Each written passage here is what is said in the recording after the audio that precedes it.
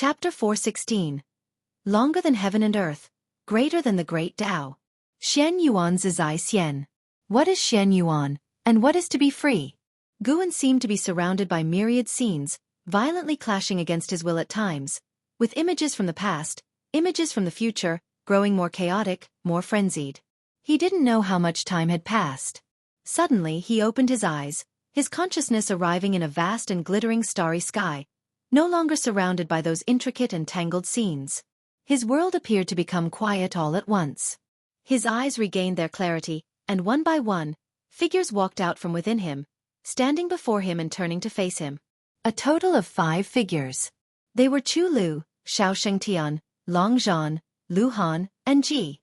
His 5 reincarnated selves. Guan watched them, his eyes gradually firming.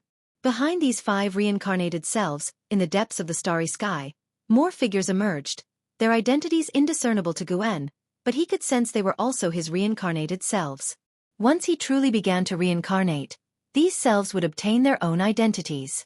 Their appearance signified that Guan had yet to sever his attachment to the cycle of reincarnation. Although they dressed differently, their figures resembled Guan. With each step they took, they flashed forward a great distance, rapidly closing in on him. Hundreds, thousands, tens of thousands, their numbers surged, and soon, the starry sky before Guan was occupied by these countless figures, densely packed. Guan continued to sit cross-legged, gazing at his reincarnated selves before him, his expression unchanging. He was observing his reincarnated selves, and all his reincarnated selves were watching him, as if he were facing his true self. At this moment, Guan's Taoist heart gradually became enlightened. The original heart was not necessarily the true heart, nor were later gains necessarily obstacles. His current thoughts represented his true heart. Any moment he acted upon his own wishes was an expression of that heart. As long as his true heart did not conflict with his principles, it signified the right course of action for him. Even if the outcome of some matters was unfavorable, what of it? All he could pursue was his own life. At most, he could assist others, but he could not control their wills. Even if the outcome was destruction, wouldn't a period of pleasure before that destruction also count as a gain? Setting aside karma and fate, Guan needed to consider his own pursuits. Longevity? Too vacant. Through his cultivation so far, Guan increasingly understood the principle that the Tao is endless. How high must one's realm be to achieve longevity? If faced with a stronger being, could he maintain that longevity? Guan reviewed all his memories, including those of his reincarnations. His eyes gradually emitted brilliance.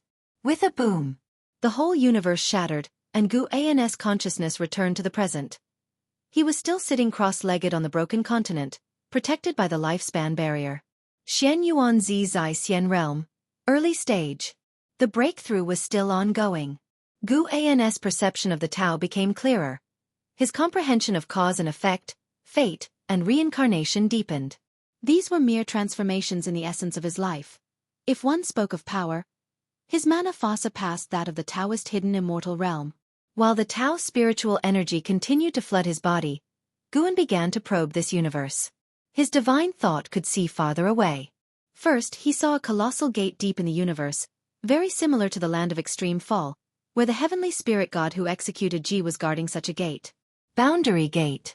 When executing Ji, the heavenly spirit god had mentioned the gate's name, adding that anyone who approached the boundary gate was defying the heavenly Tao and deserved to be utterly annihilated. Could every universe have a boundary gate? Guan saw that there was no one beneath the boundary gate, a silent and eerie void. Intuition told him that drawing near to the boundary gate would lead to trouble. He withdrew his gaze and looked in the direction of another great heaven and earth. His divine thought captured all creatures within it, even overhearing their interactions. This great heaven and earth was named the Great Vacuous Heaven and Earth and was home to 3 free immortals, also in a state of chaos. The disturbances in outer heaven had already caused unrest within the Great Vacuous Heaven and Earth. Factions of all kinds were striving to appease the creatures. Guan muttered an apology in his heart, but at that moment, he had no way to change his position and could only wait. He needed to advance. It was just unfortunate for the Great Vacuous Heaven and Earth. Suddenly hit by an idea, Guan lifted his right hand, and mana converged into seeds within his palm. He scattered them toward the Great Vacuous Heaven and Earth, where they disappeared into thin air as soon as they were released. Consider this my recompense. thought Guan. As he acted, he looked again towards the great vacuous heaven and earth and saw changes in its future. The fate of the heaven and earth developed branches. Some branches dissipated, leaving others to extend, to grow and spread. Guan even saw that in the distant future, the great vacuous heaven and earth would collide with the great heavenly spirit land. Indeed, any variable could bring both fortune and calamity. Guan felt this way inside but held no regrets. Even without him, the great vacuous heaven and earth would eventually face variables. What are variables? They are forces that the rules of this heaven and earth cannot restrain. Anything from beyond this realm could become a variable. Time continued to flow. Guan's mana soared, and he did not neglect the lifespan barrier. The digits representing his lifespan flickered rapidly, but the numbers did not decrease significantly. An hour later, Guan's mana had finally soared to perfect completion within the Xian Yuan's Zai immortal realm, leaving him with over 1 billion years of lifespan. He stood up, twisted his neck, his body shimmering with a golden light, enchanting and mysterious, the radiance of a mixed Yuan Taoist golden body. He then vanished on the spot, directly burrowing into the reincarnation vortex and then heading toward the great heavenly spirit land. With one step into the reincarnation vortex and another step out, and yet another step, he had already arrived near the supreme sect. This was none other than the eternal measuring heaven Tao step. The vast expanse that lay between the great void heaven and earth and the great heavenly spirit land was immense, such a distant place that even for a free immortal, it was hard to reach, and even with the existence of the reincarnation vortex at present, how vast the reincarnation was. How many could find their way home in such a short time inside it? Guan inhaled the scent of flowers and grass in the mountains and his face revealed a smile. This place still made him feel at ease. Now approaching noon, just a night had passed, and Guan had already surpassed the Taoist hidden immortal, reaching the higher Xian Yuan's Zai immortal. And within the great heavenly spirit land, within this universe, he had yet to encounter the Taoist hidden immortal.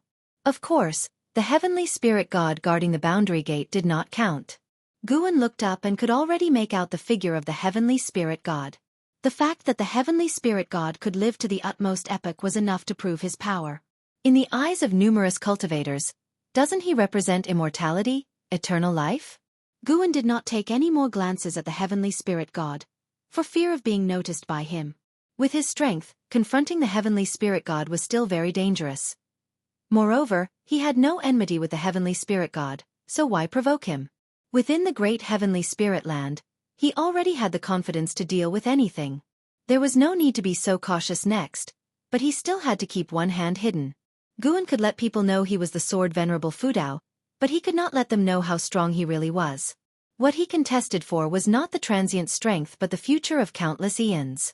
No matter how the world changed, how the sun, moon and stars shifted, he wanted to witness all the changes forever.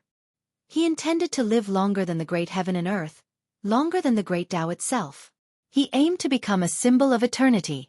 He wanted to enjoy the solitude of immortality. Guan's lips curved upward, his right hand touching the passing flowers and grass, and after being brushed by his fingers, those flowers and plants all burst with vitality, slightly quivering as if about to become sentient. After another hour, Guan leisurely set foot into Mystic Valley. Inside the valley, there were disciples weeding, others sowing seeds, and some cultivating spells, resembling a small sect bustling with life. Seeing Guan return, the disciples immediately greeted him. After spending 30 minutes in Mystic Valley, Guan returned to the Third Medicine Valley. The Third Medicine Valley was now the center of his life. The place that Mystic Valley occupied in his heart was no longer so important. As he arrived at the Third Medicine Valley, a figure appeared out of nowhere in front of Guan. It was Ji Xiaoyu. Ji Xiaoyu was about to speak when her gaze suddenly fixed. She stared at Guan, her brows furrowing. Guan was dressed the same as the day before, but there was a significant change in his demeanor that even made Ji Xiaoyu pause. "Shall we go to play chess, to your abode, or to the dojo?" Guan asked with a smile. The so-called dojo was the area for playing chess, where dozens of chess tables were set up. Every day, people would come to play. Ji Xiaoyu gathered her thoughts and said, "Let's go to the dojo. I've also been wanting to really feel life lately." Guan heard the implication in her words but did not say much more and immediately led her to the dojo. Last night, Ji Xiaoyu couldn't help but ask as she turned to look at Guan, full of confusion. Guan, looking forward, laughed and said, I went to practice last night and had a bit of an epiphany. It seems you've had quite the realization. That's right, you should see who I am. Guan said proudly, and Ji Xiaoyu felt like punching his smug smile, but as he laughed in such a way, she felt their relationship return to normal, with the distance she felt a moment ago completely vanished. Ji Xiaoyu studied Guan and said, "You wouldn't be hiding your cultivation level, would you?" Although Guan's cultivation level had not increased, she thought carefully and realized that his aura was constantly changing, and this was definitely not an illusion. You guessed it right. In fact, I'm very strong now. Even if your true form awakens, you might not be my match. Master Pewdie actually wrote about me.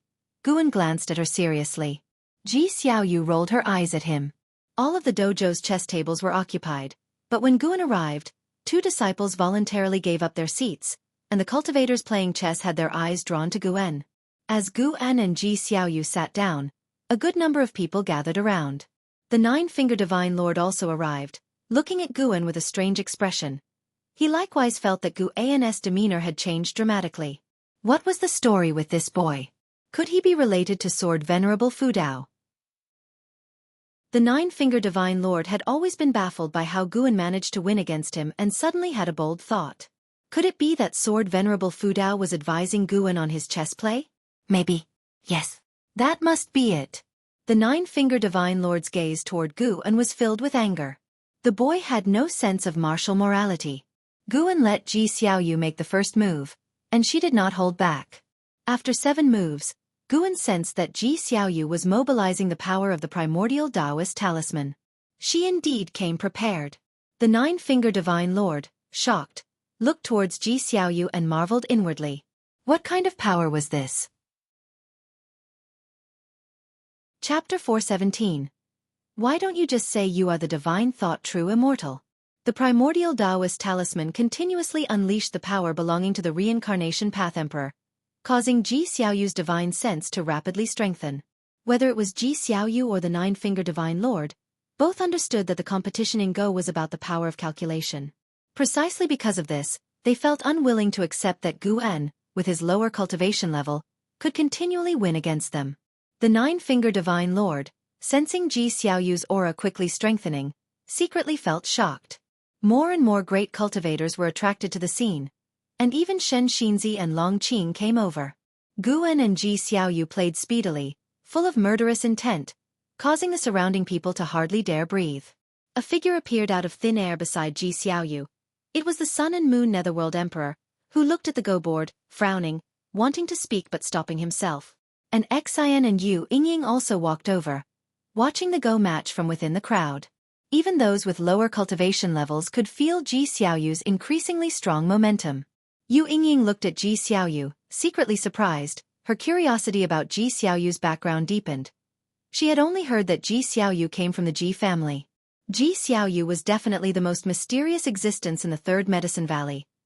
She was always in seclusion and only had a good relationship with Guan.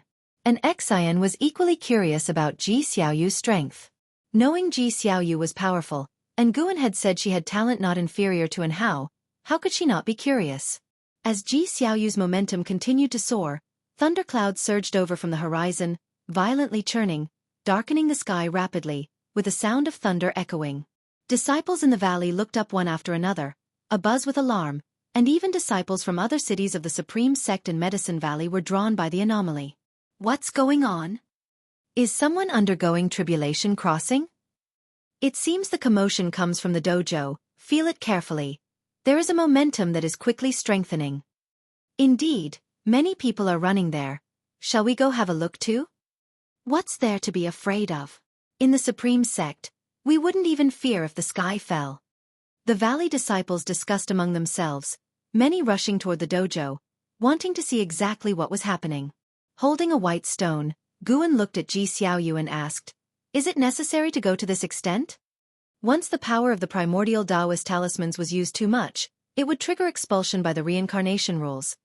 Guan could see Ji Xiaoyu's lifespan was decreasing. Ji Xiaoyu lifted her eyes to look at him and said, "I must defeat you at least once to have no regrets. Fighting it out on the Go board is pretty good." Guan stared at her and laughed. "Even so, I will not admit defeat. In my life, I've never truly lost, and if I ever lost, it could only be to myself. Unable to restrain himself, the Nine-Finger Divine Lord spoke. You really like to put on an act. Anyone who doesn't know might think you're sword venerable Fudao. Guan glanced at him and said, how can a defeated dog bark so boldly? I'll crush you shortly. The Nine-Finger Divine Lord's face turned red with anger. Yet he didn't know how to retort. The other spectators found it amusing but didn't dare to offend the Nine-Finger Divine Lord. The Sun and Moon Netherworld Emperor, looking at Guan's play, had an increasingly odd expression. He didn't stop Ji Xiaoyu's thinking. For him, he served the Reincarnation Path Emperor, not Ji Xiaoyu. He couldn't wait for Ji Xiaoyu to recover into the Reincarnation Path Emperor. The two continued playing Go. Ji Xiaoyu's style was sharp and fierce, making frequent killing moves, but Guan always managed to counter them. The onlooking crowd secretly marveled. They too enjoyed Go and had their own studies, able to recognize the high level of Ji Xiaoyu's play, and each move's attack and strategy surprised them. Yet, despite that, Guan always managed to resolve Ji Xiaoyu's every aggressive move. His play was not as overpowering as Ji Xiaoyu's, but it gave off an undefeatable momentum. Boom! A clap of thunder resounded beneath the storm clouds, startling many. Looking at the Go board, Ji Xiaoyu's face was cold, her eyes filled with a compelling force, and the momentum of her moves continued to strengthen. In contrast, Guan looked composed. His speed of play neither hurried nor slow. Time quickly passed. As time went on, Ji Xiaoyu's moves became slower and slower. With the strengthening power of the primordial Taoist talisman, her calculation speed increased.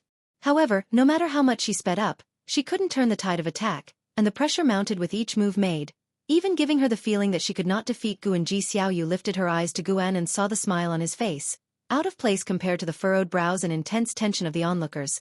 The player seemed as calm as the gentle wind and clouds. The more confident he was, the less sure Ji Xiaoyu felt inside. Could it really be that she would be forced to reveal her true self? Ji Xiaoyu frowned, a shade of hesitation flickering in her eyes.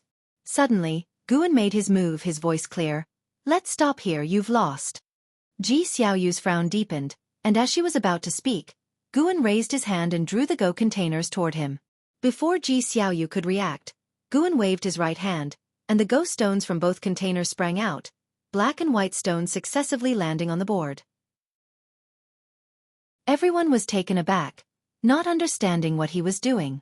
Ji Xiaoyu looked at the Go board, her expression rapidly changing.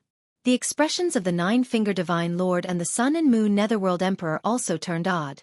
As the black and white stones continued to fall, with other stones rising, the path played by the black stones appeared no different from when Ji Xiaoyu personally played. After 10 breaths, no more stones fell, and the situation on the board was decided, with white winning. The others also realized. Had Guan simulated Ji Xiaoyu's play? They were all cultivators with extraordinary memories, unlike ordinary people, recalling the situation of the previous moves. The higher the cultivation level, the quicker their expressions changed. Their gazes toward Guan were filled with disbelief. Could he really calculate that? Sun and Moon Netherworld Emperor had the highest cultivation level, and he covertly compared them. The Go strategy simulated by Ji Xiaoyu was very strong. If it were him, it wouldn't have been easy to win. Nine-Finger Divine Lord looked at Guan, opened his mouth, but ultimately, he couldn't utter a word. Guan looked toward Nine-Finger Divine Lord and asked with a smile, "Fancy a game?" Nine-Finger Divine Lord's expression turned serious. "Forget it, another day maybe. Today's game was very impressive. It gave me a lot to ponder. I need to comprehend it well." Guan laughed. This senior's tone was perfectly captured. He looked toward Ji Xiaoyu and asked with a smile, "What's the matter? Can't handle losing?" Ji Xiaoyu took a deep breath and turned to Guan. "I lost." The innate Taoist talisman within her began to stabilize and her imposing aura dissipated. She stood up and walked to the side. Sun and Moon Netherworld Emperor took the chance to sit down. "Let's play a game." Guan looked at him and asked, "Do you even know how to play?" "How could I not? I've played here a few times before." Sun and Moon Netherworld Emperor glared at Guan, annoyed, feeling that the kid was too arrogant. Ji Xiaoyu came to Guan's side, her eyes complex, wondering about something. Nine-Finger Divine Lord, having seen Sun and Moon Netherworld Emperor once before, always thought him to have profound and unfathomable cultivation. He became interested, wanting to see if Sun and Moon Netherworld Emperor could beat Guan. Faced with the challenge from Sun and Moon Netherworld Emperor, Guan naturally wouldn't refuse. The two quickly got down to the fight. The others continued to watch the battle. An hour later, Guan stood up, looking down at Sun and Moon Netherworld Emperor under Ji Xiaoyu's shocked gaze. Go is not as simple as you think. The surrounding disciples immediately cheered. They were unclear about Sun and Moon Netherworld Emperor's identity, but inside the Third Medicine Valley, they definitely supported Guan. Nine-Finger Divine Lord, Shen Xinzi, and several other immortal Dao great cultivators looked at the Go board, finding it hard to snap back to reality for a long time. Sun and Moon Netherworld Emperor trembled all over, his face full of disbelief. How is this possible? Sun and Moon Netherworld Emperor muttered to himself, unable to believe that he lost.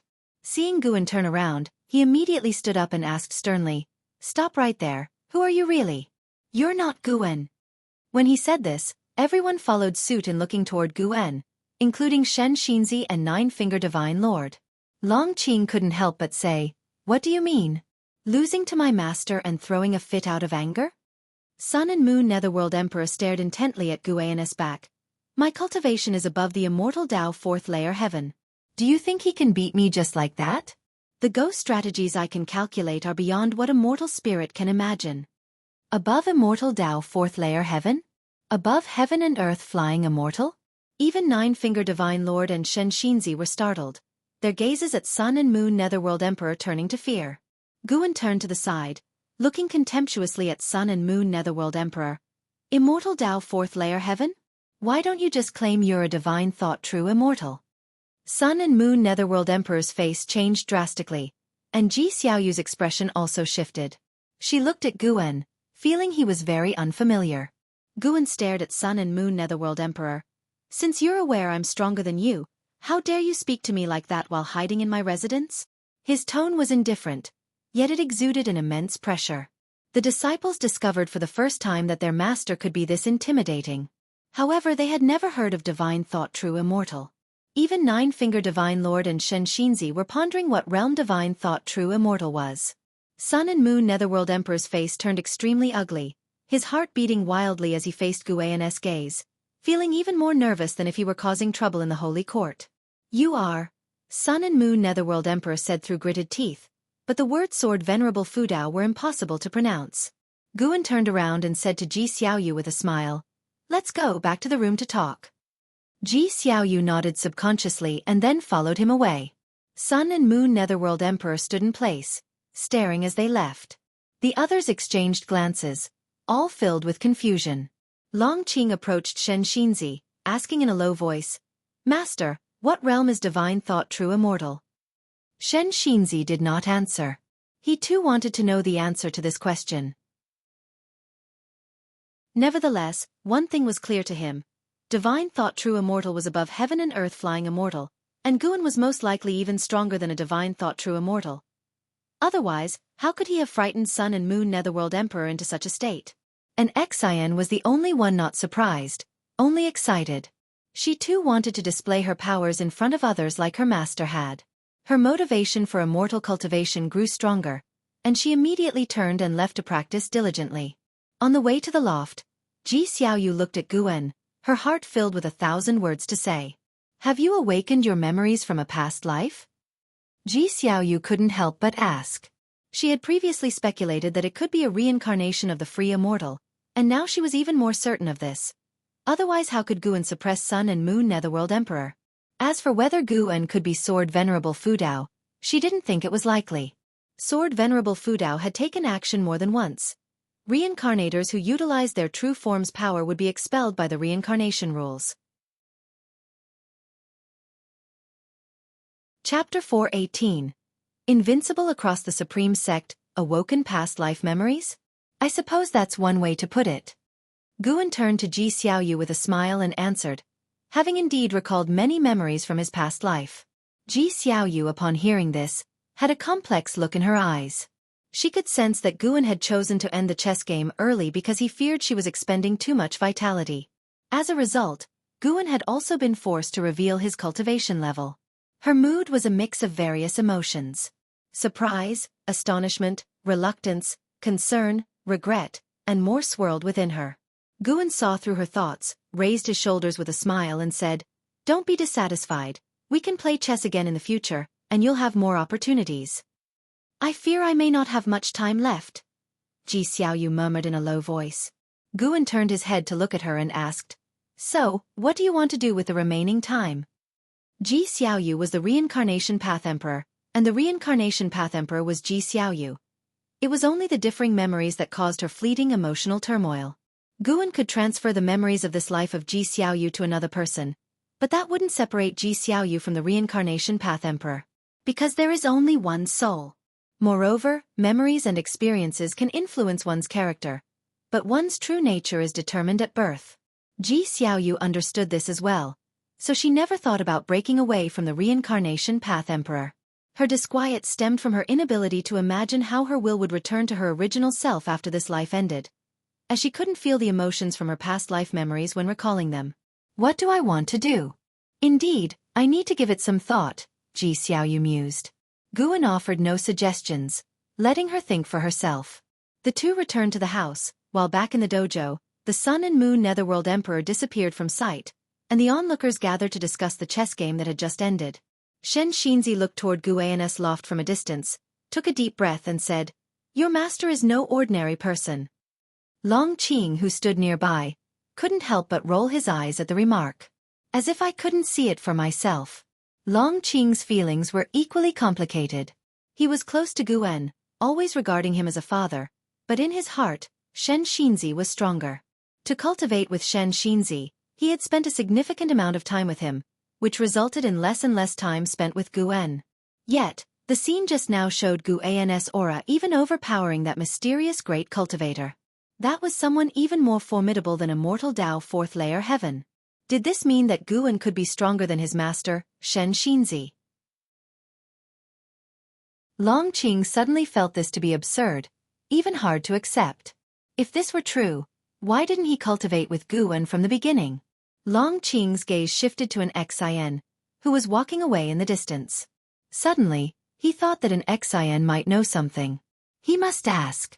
How could someone so close to him hide such a cultivation level? What did it all mean? The altercation between Guan and the Sun and Moon Netherworld Emperor became known in the days that followed, and the words divine thought true immortal remained in people's memories. 3 days later, LV Batian and Ji Hantian came to find Guan. He received them, asking them to sit while he went to pour tea. "Is it true that a being with a cultivation level above the immortal Tao fourth layer heaven has appeared in Medicine Valley? And that you managed to suppress them?" LV Batian couldn't help but ask, his expression tense. His first reaction to the news was disbelief, but when his subordinates claimed to have witnessed it, he had to take it seriously. Currently, the Supreme Sect did not have a great cultivator of the immortal Tao fourth layer heaven to rely on. Sword Venerable Fudao did not count, for no one knew his cultivation level. Now, not only had the heaven and earth flying immortal phenomenon occurred, but his most promising, Guan, allegedly could suppress such an existence? Impossible. LV Batian found the notion ludicrous, even suspecting that his own training had gone wrong, trapping him in an illusion realm. Ji Hantian's feelings were similar, with Ji Xiaoyu originating from a Ji family house servant. No matter what kind of fortuitous encounters Head had, it was impossible for him to be so powerful. "Since you're already aware, why ask me?" Guan responded casually. When he had attained the Xian Yuan Zizai Xian, he decided he no longer needed to disguise himself as before, as long as he did not reveal his true strength. Even the Immortal Dynasty and Holy Court wouldn't suspect that Sword Venerable Fudao surpassed the Zizai Xian, and by 2 whole great realms at that. The strongest of them, Shangtian, was still striving to reach the Taoist hidden immortal. Hearing Guan's words, LV Batian and Ji Hantian's eyes widened as they instinctively looked at each other. Ji Hantian signaled LV Batian with a glance, and after hesitating for a moment, LV Batian subtly nodded. Immediately after, Ji Hantian suddenly stood up and swung his palm towards Guan, who had his back to him. But as soon as he moved, he was immobilized, unable to take a step, and he couldn't help but widen his eyes in shock. Guan turned around, holding 2 cups of tea and walked toward Ji Hantian. As their eyes met, Ji Hantian's were filled with disbelief. As Guan approached him, he sensed an incredibly terrifying presence, as if Gu-An's aura could crush him. If there's a next time, you'll die even if I don't lift a finger, Guan stated flatly, looking at Ji Han-Tian without emotion. Ji Han-Tian was drenched in cold sweat. LV Batian hurriedly stood and said, "He only wanted to test you, he had no intention of harming you." He too was terrified, looking at Guan with fear in his eyes. With such momentum, it was absolutely an immortal Tao existence. Without any exaggeration, LV Batian had never in his life felt such a powerful aura. As for the terrifying beings like Sword Venerable Fu Dao and Immortal Lord Qiu Shi, their presence was directed towards heaven and earth, far from LV Batian. This time, it was a face-to-face feeling. Guan retracted his aura and placed 2 cups of tea on the table. He sat down casually, then leaned back in the chair, looking at LV Batian and the other person, asking, "Now that it's confirmed, what are you going to do next?" His tone was casual and he didn't emit an overwhelming aura, but it paradoxically brought an almost suffocating pressure to LV Batian and his companion. They had never imagined this young man could possess such spirit. At the same time, they pondered over Gu-An's words, unable to determine his attitude. Was Guan hiding his strength, or did he not mind revealing it? Should they help Guan with the aftermath? Guan was not in a hurry, waiting for them to think. Seeing Guan not rushing them, the pressure on the 2 men increased, and they even began to sweat profusely on their foreheads. LV Batian looked up at Guan, somewhat dazed. The Guan that he had tried to take care of and favored over the years turned out to be so powerful. He suddenly thought of something. Could it be that Guan was very strong from the beginning? The more he thought about it, the more likely it seemed. Since he had met Guan, he had never seen him panic. The young man seemed to fear nothing, no matter how tough or treacherous the path. A pursuit of a simple life could be because he was strong enough to have seen the splendor of the world. Could he be Sword Venerable Fu Dao? Once this thought occurred to him, LV Batian startled himself. He looked at Guan, meeting Gu-An's seemingly smiling gaze. LV Batian broke into a cold sweat as he thought about his actions over the years and the suggestions Guan had made. Many things finally clicked together. No wonder he said that he would never reach the unification realm in this lifetime. It turned out that he simply held the unification realm in contempt. Ji Han-Tian didn't think that much. He was just puzzled as to why Guan was so strong. After all, Guan was a house servant of the Ji family.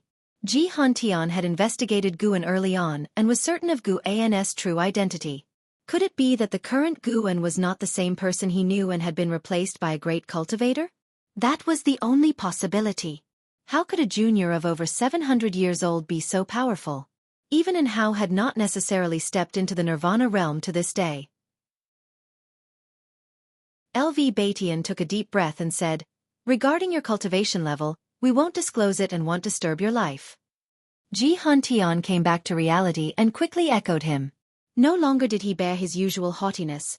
In front of Guan, he appeared scared and apprehensive. Guan thought to himself that even if they had said something, it wouldn't matter, but the quietness was welcome. He spoke, "Drink the tea. This tea is a long-treasured favorite of mine." The 2 men nodded hastily, following up by picking up their tea, but their hands were trembling. 30 minutes later, the 2 men walked out of the attic, with Guan coming out to see them off. Long Qing, who was chatting with the Blood Prison Great Saint, turned his head to look and saw the sect leader and vice-sect leader bowing and scraping to his master, which caused him to frown. Guan watched as the 2 left and then turned to Long Qing with a smile. Without waiting for Long Qing to speak, he went straight back into his room and slammed the door shut with a bang. Long Qing opened his mouth, realizing that his master was intentionally avoiding him. It was understandable. Remembering how he used to boast about how strong his second master was in front of his master made his face burn with embarrassment. Elsewhere, LV Batian and Ji Han-Tian were traveling on clouds, conversing in low voices. "What should we do from now on?" Ji Han-Tian asked, his expression complex. He truly didn't know what to do with Guan. They could no longer treat him as a subordinate, but given their past relationship, he felt awkward about trying to flatter Guan directly. LV Batian looked towards the horizon and replied, "Pretend as if we know nothing of this, and from now on, treat well those who have a good relationship with him. After all, he has worked diligently for the Supreme Sect, and those who are on good terms with him must also have made significant contributions to the Supreme Sect. The Supreme Sect cannot let them go unrewarded." After hearing this, Ji Hantian's eyes lit up. He couldn't help but admire LV Batian. Indeed, there is a difference between the sect leader and the vice-sect leader. In the days that followed, the rumors about the Third Medicine Valley were suppressed, but in the hearts of the disciples in the valley, Guan had become a mysterious great cultivator. They worked even harder, hoping to gain Gu An's favor. Time flew by. During the autumn, Yi Lan and Zhen Qin came to find Guan. The two women climbed upstairs and entered the room. Master, we're now elders in the Hall of Elders of the subsect. Nowadays in the subsect, we're second only to one and above 10,000. Zhen Qin said excitedly. Although this had been decided for several months, every time she brought it up, she was ecstatic. Guan raised his eyebrows, surprised. That impressive? Yi Lan, on the other hand, stared at Guan and asked, "This must have something to do with you, right?" No matter how great our achievements are, with our cultivation levels as they are, it's nearly impossible to enter the Hall of Elders. Upon hearing this, Zhen Qin turned to look at Guan, thinking he would either be modest or deny it. Instead, Guan answered, "Perhaps someone wants to curry favor with me." At that, Zhen Qin's eyes widened, and she asked in astonishment, "Who could use 2 seats in the Hall of Elders to curry favor with you?" Guan proudly said, "I'll be honest with you, I'm very strong now. Without any exaggeration, I could defeat anyone in the Supreme Sect. From now on, you can walk sideways if you like." Chapter 419, The Power of Tens of Millions of Years. For real, you think you can still beat Sword Venerable Fudao? Zhen Qin chuckled, teasingly responding to Gu An's claim. Guan raised his right fist and declared, "My punch carries the power of tens of thousands of years. Could Sword Venerable Fudao withstand it?" Tui tui tui. Don't talk nonsense. Be careful lest the old master hears you. Zhen Qin suddenly became anxious. After saying that, she stood up, bowed towards the window with her hands pressed together, apologizing on behalf of Guan. Guan watched with a desire to laugh but did not stop her, simply observing Zhen Qin's performance with amusement. Yi Lan, on the other hand, was not afraid. She had always felt that there was a connection between Guan and Sword Venerable Fudao. Gu An's words implied that his relationship with Sword Venerable Fudao was extremely good, so good that he could even joke with his superior. This made her quite happy. The better Gu An's relationship with Sword Venerable Fudao, the safer she would be in the days to come. After Zhen Qin apologized for quite some time, under Gu An's urging, she sat down again. Guan inquired about their experiences in the Hall of Elders, and the two women did not hide anything. When they first joined the Hall of Elders, they faced much ostracism, and some even publicly humiliated them. However, the next morning, those people came to visit and apologized. After that, the Hall of Elders changed its attitude towards them, treating them very well. Yi Lan took this opportunity to grow her influence, and to her surprise, rather than being suppressed, the Hall of Elders even paved the way for them. So, Yi Lan concluded that someone must be helping them from behind. After much consideration, the only person they could think of who was capable of doing this was Guan. In the Supreme Sect, there were numerous women with more outstanding looks and higher cultivation levels than them. None of the great cultivators on the immortal path were interested in them, so it was easy to figure out the answer. From now on, perform your duties in the elder seats without worry, and don't feel too much pressure. If you encounter something you can't solve, come to me. Guan spoke earnestly. This was something the old him would never have said. Not because he had become more powerful, but because Ji Xiaoyu's situation had made him realize that the time left for those around him was not long. He had billions of years, even more, of lifespan, but others were different. 100 years flew by in an instant, and how many centuries could a person live? In times of great chaos, it was possible that while he was distracted, the people he cared about might be enduring hardship. Why not be more open-hearted? Yi Lan responded, "Don't worry, we'll come to you." Zhen Qin nodded in agreement as well. They began to talk about interesting stories from their subsect. Guan listened intently, occasionally laughing genuinely. As dusk approached, Zhen Qin left, while Yi Lan decided to stay one more night before leaving. Night fell. While watching Guan read, Yi Lan casually asked, "Brother, what do you think of Miss Ji?" Guan's gaze remained fixed on the green hero travelogue he was holding as he countered, "Why ask so suddenly?" The atmosphere downstairs had become unnatural again. Ji Xiaoyu was eavesdropping. Actually, I think you two are quite a match. With her talent, instead of enjoying fame and fortune, she stays in Medicine Valley, which is clearly for you. Yi Lan spoke softly, her eyes fixed on Guan, seemingly observing any change in his expression. Guan replied, I know. Upon hearing his answer, Yi Lan's gaze flickered. Guan looked up at her and said, her reasons for staying include me, but there are other reasons as well. In life, especially for a cultivator, there are more important things to pursue, right? Yi Lan smiled at his words, saying, yeah, in my 40s all I was concerned about was you, enchained by emotions. Now I have more to pursue. Rather than some nominal reputation, what matters more to me is that we are both alive and can keep each other company. She paused, then added, actually, I brought her up because I hope you, brother, would seriously consider her feelings. I can't accompany you forever. It's best if you don't cling to the past and keep forming new relationships, whatever those may be. At the very least, this will make you less lonely in the future. Having caught the eye of Sword Venerable Fudao and possessing the primordial reincarnation skill, Yi Lan believed Guan would live a very long time, and she was destined to be just a passerby in his life. Rather than claiming possession, she hoped he would live freely in the future. In her view, her brother deserved all the world's beauty. Guan looked at her without offering comfort, instead smiling and asking, what's wrong with being alone? The terrible thing is being perpetually alone. Don't worry, I have many friends, and have you ever seen me feeling down? As for Ji Xiaoyu, she too can't accompany me for long. Don't think about how long you can be with me, but what I can do with you and for how long. Yi Lan instinctively wanted to ask what was wrong with Ji Xiaoyu, but she refrained, realizing that if even Guan couldn't solve the problem with Ji Xiaoyu, what could she do? There was no need to spoil her brother's mood. That's true. I'm just a mortal whose life is blessed by association with you, brother. Yi Lan covered her mouth and laughed. Her comment seemed jesting, but it was earnest. Without Guan, she would not have her current status and power, and might well have died hundreds of years earlier. Every additional day she lived, she owed a bit more to Guan, at least that's how she saw it. Guan gave her a glaring look and said, what nonsensical talk. Since when has fate been hierarchical? Meeting you is my good fortune as well. Really? Yi Lan's eyes crinkled with laughter, making her look quite charming. Guan raised his hand, placing it on the table with his palm up. Yi Lan hesitated for a moment, then reached out her hand, which Guan took hold of readily. Focus on your cultivation. Don't worry about what might be or might not be. I will accompany you on the journey of immortal cultivation. If we don't reach the immortal realm in this lifetime, I will find you in the next. Even if you've forgotten me, it's enough that I remember you. Guan stared into Yi Lan's eyes, speaking earnestly. Yi Lan's eyes widened.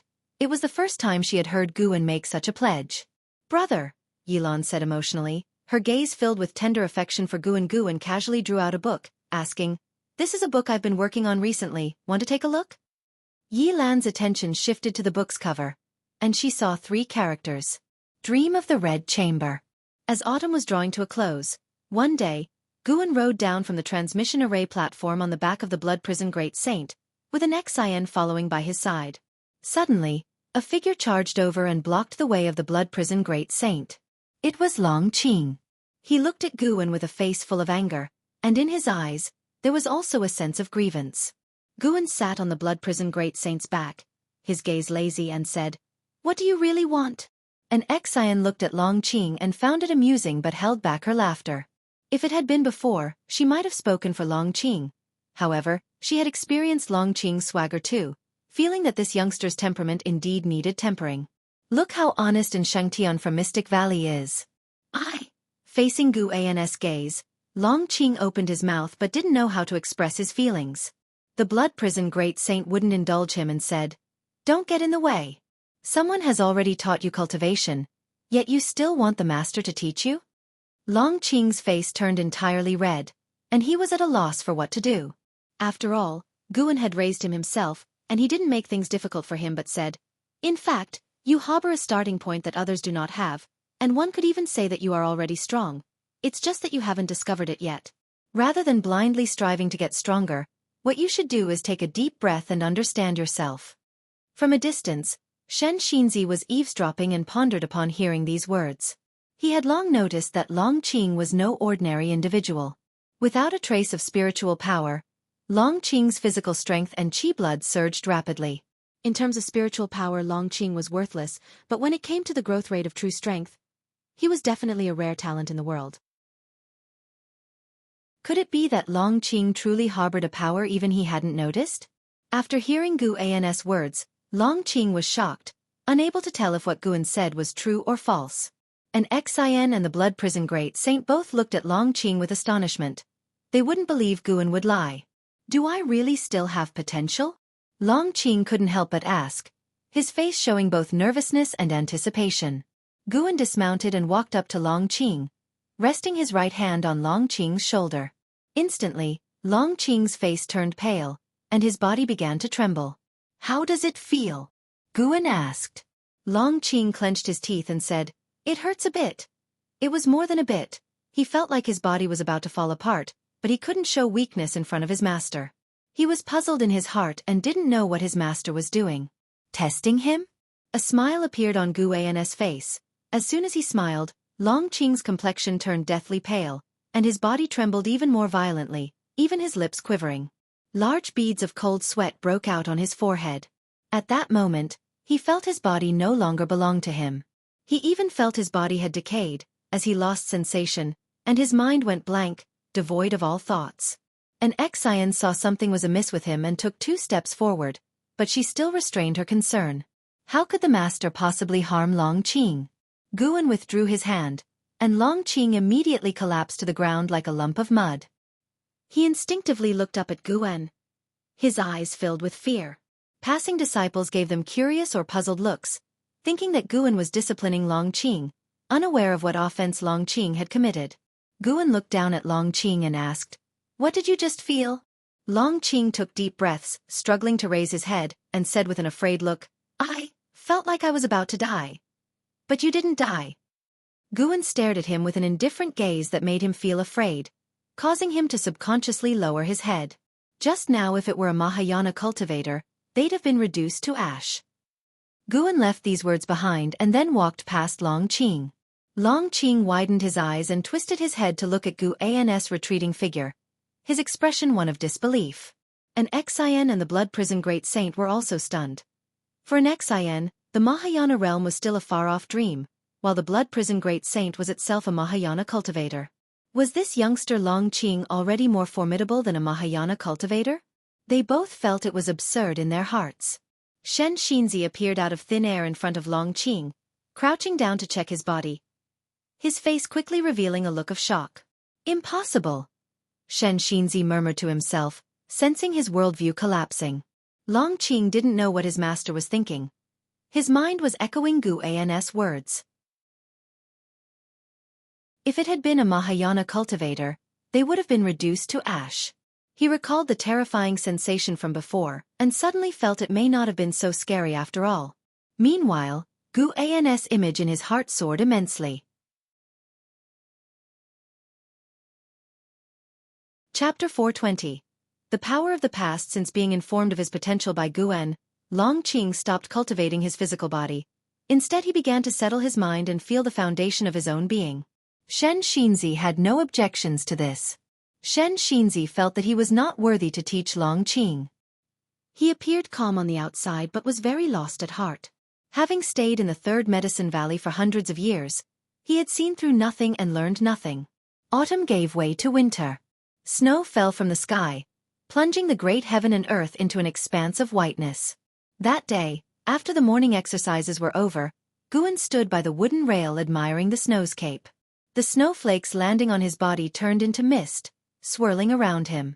His eyes were fixed on the garden, but his divine thought was cast towards outer heaven. An anomaly had appeared in the reincarnation vortex. After Gu An's breakthrough, the reincarnation rules within the vortex had been constantly changing. He couldn't tell whether it was because of him or simply a coincidence. It was likely due to his traveling back and forth through the reincarnation vortex. He had caused a great upheaval in a universe's path, which in turn affected the reincarnation vortex. He wasn't worried though. Even the greatest anomaly in the reincarnation vortex would hardly pose a threat to the Xianyuan Zizai Xian. He speculated that beings from other universes would come to the great heavenly spirit land, which was undoubtedly a disaster for the great heaven and earth. While he was contemplating, an ex-scion arrived at his side. She mentioned Long Qing. The boy had been sitting still under the mystic pure tree for a month, and she was afraid he might go mad. It's fine, it's not been that long. Sometimes it's good to think things through, Guan said casually. Long Qing was born in the Nirvana realm. Guan had merely sealed his cultivation level. Now it seemed that Long Qing was rapidly growing stronger when, in fact, he was merely recovering his original strength. After hearing this, an ex-scion couldn't help but ask, Master, how high is his potential really? How does it compare to my senior and junior brothers? Guan replied, in terms of innate talent, he is stronger, but your senior brother has a sharper intuition. In Guan's eyes, what was truly terrifying about and how was his intuition? Not only did he cultivate quickly, but he also had an astonishing understanding of spells and divine skills. He had been imprisoned by the Immortal Dynasty but had not delayed his cultivation at all, and he was not far from reaching the Nirvana realm. He even anticipated the commotion and how would cause in the Immortal Dynasty once he reached the Nirvana realm and looked forward to it. That amazing? An ex-scion widened her eyes in astonishment. Before Guan had revealed Long Qing's potential, she had always had sympathy for him. What use was physical strength without spiritual power? Then why? An ex-scion asked cautiously. Guan glanced at her and chuckled. You're right, I'm intentionally forging him. Just as she thought. An ex-scion knew that Guan was an expert in the sealing technique. The Blood Prison Great Saint was an example. A mighty Mahayana being suppressed to such a state, and others were completely unaware of Guan's sealing methods. Suddenly, she felt relieved and said with a laugh, this kid is already arrogant enough. Without restrictions, he could make a huge mess indeed. Guan looked up, noticing that the reincarnation vortex was changing, expanding rapidly. While an ex-scion was still pondering Long Qing's temperament, figures emerged from the reincarnation vortex, all humanoid but with demonic qi, ghostly energy, and demon energy. They quickly lined up, turning their gaze towards the great heavenly spirit land. Their cultivation levels were high. Although none were free immortals, the weakest among them were Tao Void mysterious immortals. Guan could sense that free immortals were rushing here from the reincarnation vortex. He couldn't help but calculate the major trends of the world, and the images of the future came into his vision. He saw some troubling scenes. Destiny, ha! Guan thought to himself but outwardly nodded along with an ex-scion, talking about Long Qing. After a long while, an ex-scion bid her farewell and did not disturb Guan any further. Guan continued to watch outer heaven. He saw the Holy Court and the Immortal Dynasty dispatch a large number of cultivators to investigate. The three forces coexisted under the outer layer of light without clashing, at least for the time being. Further probing would be needed later on. Guan turned and flew towards the outer gate city. He was preparing to release the immortal cultivation version of Dream of the Red Chamber, following the romance of the Three Kingdoms. Many in the immortal cultivation world awaited Pan's fine work with anticipation. Writing was no longer a source of profit for Guan. Instead, he was more interested in sharing and reminiscing, passing down the works of earth literature to the immortal cultivation world to have beings remember for him. An ancient hour later, Guan left the book collection hall under the respectful farewell of its disciples. He decided not to leave the city immediately, choosing instead to continue wandering the streets. Strolling through the streets was also his hobby. By glimpsing the cause and effect of passers-by, he could further enhance his understanding of fate and destiny. As always, Guan would encounter acquaintances. Although his mindset had changed, his attitude towards others had not. He remained friendly and enthusiastic. Gradually, Guan arrived near the heavenly repair platform. From a distance, he saw many people gathered around the heaven-cutting axe. Even on the platform, there was a heaven and earth flying immortal, who concealed his cultivation and appeared very ordinary, unable to draw attention, at least on the heavenly repair platform. Zhuayijian stood steadfast beside the heaven-cutting axe, straight as a rod. Like a faithful devotee, he had not brought any benefit to Guan, but his dedication and perseverance moved him. After all, the stronger Zhuayijian became, the more he underscored the might of the sword Venerable Fudao. Guan stepped onto the heavenly repair platform, making his way through the crowd towards the heaven-cutting axe. Even on the platform, Guan would encounter acquaintances, necessitating some small talk. By the time he reached the heaven-cutting axe, half an incense stick's time had passed. Zhuo Yijian saw Guan and smiled, a rare sight on his stern face. He greeted Guan proactively, asking, "What brings you here today?" Guan replied, "I've been to the book collection hall." Zhuo Yijian's eyes lit up as he asked, "Could it be a new book?" He knew that Guan was the author of Investiture of the Gods, of which he was a dedicated reader. It was the work he read the most, but he also greatly enjoyed Journey to the West and Romance of the Three Kingdoms. Guan did not conceal anything and nodded in response, which thrilled Zhuo Yijian. At that moment, a cultivator who had been trying to pull out the heaven-cutting axe failed. He released his grip, stepped back 3 paces, and remarked with emotion, "The legacy of Sword Venerable Fudao truly is not easy to obtain. Even I, a wandering immortal, could not succeed." Wandering immortal. A stir went through the crowd, and someone complained in a low voice, "Can this legacy really be obtained by someone?" As soon as these words were spoken, he faced criticism from those around him. "Couldn't you feel the sword intent of Sword Venerable Fudao when you were on the platform?" "That's right, even if you can't obtain Sword Venerable Fudao's legacy, at least you can experience his sword intent, which is a great honor. Sword Venerable Fudao is so formidable. If his legacy were obtained within a few hundred years, it wouldn't seem as precious. That just means the fated person hasn't arrived yet. I really look forward to that day. When it comes, the commotion caused by the heaven-cutting axe will surely shake heaven and earth." Guan listened to the discussions around him and reflected inwardly. Was he being too harsh? Without speaking of someone's talent, to pull up the heaven-cutting axe, one must at least possess the cultivation level of a free immortal. Due to the appearance of the Sun and Moon Netherworld Emperor, Guan had quietly strengthened the mana within the heaven-cutting axe, so none but a free immortal could shake the heaven-cutting axe. He had originally planned to ease the conditions when the destined one arrived, but as it stood, finding someone who met his criteria seemed difficult. Never mind, it was just as well if no one obtained it. A legacy that stands for 10,000 years, a million years, that would become legend, embodying even deeper foundations. Do you want to give it a try? Zhuo Yijian asked Guan. In the meantime, someone else approached and grabbed the axe handle of the heaven-cutting axe, but just like the person before, no matter how hard they tried, they couldn't move the heaven-cutting axe one bit. Most people who came to the heavenly repair platform were there to feel the power of Sword Venerable Fudao, and even if they failed, they had no regrets. As such, those who failed to obtain the legacy left with excitement. Forget it, what I really want to ask is, what are you seeking by staying here so long? Guan looked at Zhuo Yijian and asked with a smile on his face, as if making small talk. After hearing the question, Zhuo Yijian shook his head and said, "What can I seek? Being here allows me to comprehend the Sword Dao, and I am already content." "Sword Dao, huh?" Guan murmured, then cupped his hands and turned to leave.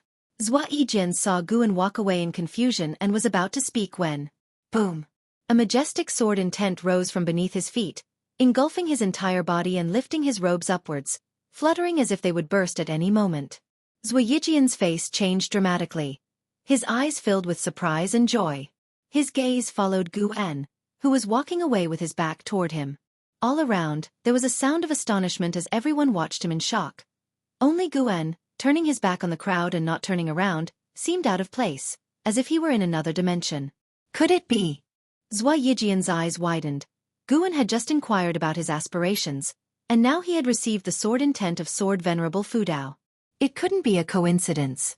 At that moment, Zhuo Yijian felt a familiar sword intent emanating from Guan. The sword intent of Sword Venerable Fudao. And it was even stronger than his own. It could only be. Zhuo Yijian was shocked and excited. He felt no anger at being deceived by a junior. Instead, he was pleasantly surprised. Because he liked Investiture of the Gods, he had always held a wonderful fantasy about Pan En, and he had been saddened for a long time upon learning that Guan was Pan En. Now, knowing Pan En was Sword Venerable Fudao, how could he not be thrilled? He didn't believe Guan was a few hundred years old. He must be some old monster in disguise. The thought of how well he had treated Guan over the years filled him with a sense of excitement. Perhaps he had the chance to take Sword Venerable Fudao as his master. As he watched Guan walk in the opposite direction of the crowd, Zhuo Yijian was filled with infinite longing. Such capability, yet content to cultivate here. What an extraordinary state of mind. The cultivators from all sides marveled at Zhuyijian's fortune, as the vast sword intent of Sword Venerable Fudao was directed only at him, clearly a reward. More and more disciples of the supreme sect appeared as if from nowhere, gathering atop the heavenly repair platform. They saw Zhuyijian enveloped in sword intent and couldn't help but feel delighted. Whoever received the guidance of Sword Venerable Fudao was a treasured asset for the supreme sect, and as a community of shared interests, how could they not rejoice? Rumbling, a suppressive roar echoed through the sky, causing all the creatures of heaven and earth to look up, but the cultivators on the heavenly repair platform were not concerned, assuming it was an anomaly caused by the sword intent of Sword Venerable Fudao. Walking through the crowd, Guan paused and looked up, his brow lifting. Is this power from the past? Guan thought curiously.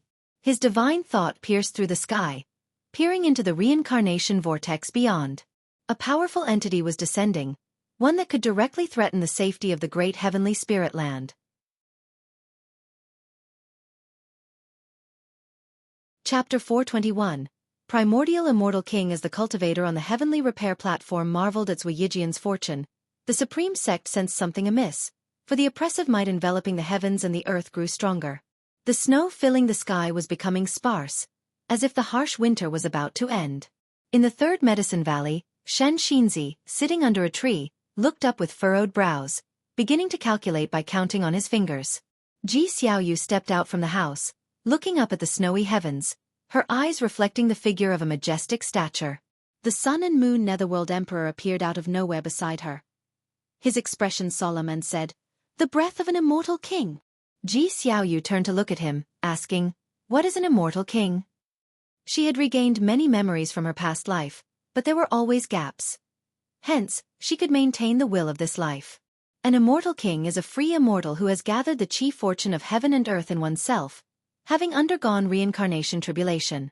Their mana is said to penetrate the heavens and be unmeasurable, said the Sun and Moon Netherworld Emperor, looking up with a serious expression on his face. He continued, "The aura of this immortal king is off. There's a strong scent of death." What does that mean? Ji Xiaoyu asked, her brows knitted. I'm not sure, but one thing is certain, the great heavenly spirit land is facing a great disaster. The Sun and Moon Netherworld Emperor took a deep breath, his eyes flickering, seemingly deep in thought. After hearing this, Ji Xiaoyu shifted her gaze back to the sky, observing the strange phenomena above.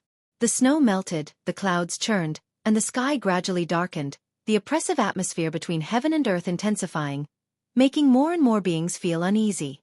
Guan watched for a while, then walked toward the edge of the heavenly repair platform. Zhuyijian was still absorbing the sword intent refinement from Sword Venerable Fudao, his thoughts being drawn into a state of path enlightenment, forgetting about external matters. When Guan descended from the heavenly repair platform, the disciples of the Outer Gate City finally noticed the anomalies in the sky. At the same time, in outer heaven, in the void, figures knelt, facing the reincarnation vortex, which had grown larger than ever, with a majestic figure radiating light appearing faintly visible in the darkness at the center of the vortex. Before this figure, all the powerful figures under the reincarnation vortex seemed insignificant. The cultivators from the Immortal Dynasty and Holy Court who rushed here changed their expressions drastically at the sight of the figure in the reincarnation vortex. What is that? Such a terrifying aura. How high must his cultivation level be? Be careful, everyone. That figure is neither human nor demon, it must be an evil spirit. Could it be a heavenly demon? But why wouldn't they come from the silent destruction domain? Why do I feel this figure look somewhat familiar, as if I've seen it somewhere before? As the two factions of beings discussed, they held their Dharma treasures, ready for battle. The figures kneeling under the reincarnation vortex all looked up, their eyes intently fixed on the figure within the vortex, their expressions filled with fervor. Suddenly, an immortal spirit from the Immortal Dynasty burst out shouting, "The primordial immortal king!" At this utterance, the side of the Immortal Dynasty was in uproar, the immortal spirits greatly shocked, their gazes towards the reincarnation vortex filled with disbelief. On the side of the Holy Court, a few strong cultivators who had heard of the name of the primordial immortal king also showed a look of horror. All celestial ranks returned to the Holy Land. A commanding voice echoed in the void, and upon hearing it, The cultivators of the holy court turned around and left. Within 3 breaths, all the cultivators of the holy court had returned to the great heavenly spirit land. Seeing this, the immortal spirits became increasingly agitated. Is it truly the primordial immortal king? He's still alive. So Yuanqiu ancestor created the reincarnation vortex to welcome the primordial immortal king. No, don't you feel that something is off about his aura? But that is the primordial immortal king. No matter what form he takes, he is forever the immortal king of our immortal dynasty. How many years has it been since the birth of the holy court? The immortal dynasty has not seen a true unifier of the world. The immortal spirits were overtaken with excitement, though a few showed worried expressions on their faces. Just then, the primordial immortal king within the reincarnation vortex began to move. He slowly emerged from the darkness, a terrifying aura reminiscent of an ancient demon god surging from the vortex, unstoppable like a river bursting its banks. The immortal spirits within the void fell silent, merely staring at him in shock. Holy court, on a grand hall. The holy minister stood before the holy throne, looking up at the starry sky, his brow furrowed, and his gaze stern. Around him stood numerous figures, all second-rank celestial beings of the holy court, the holy gods. Each one a divine thought true immortal. An old woman dressed in a white-lit feathery robe spoke up. Holy minister, the arrival of the primordial immortal king is surely directed at us. Regardless of why he has resurrected, we must devise a strategy. The other holy gods agreed, their demeanor calm but their words clearly filled with apprehension towards the primordial immortal king. With the primordial immortal king, the immortal dynasty now had 3 free immortals.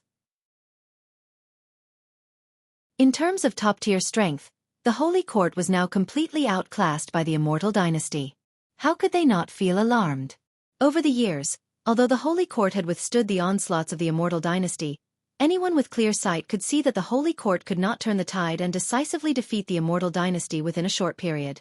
Now with the emergence of the primordial immortal king, what would happen next was foreseeable. The holy minister with a stern face said, "What strategies do you propose, my lords?"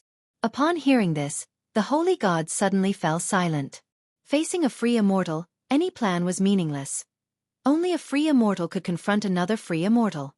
One of the holy gods looked at the holy minister and asked, "When will you begin your breakthrough?"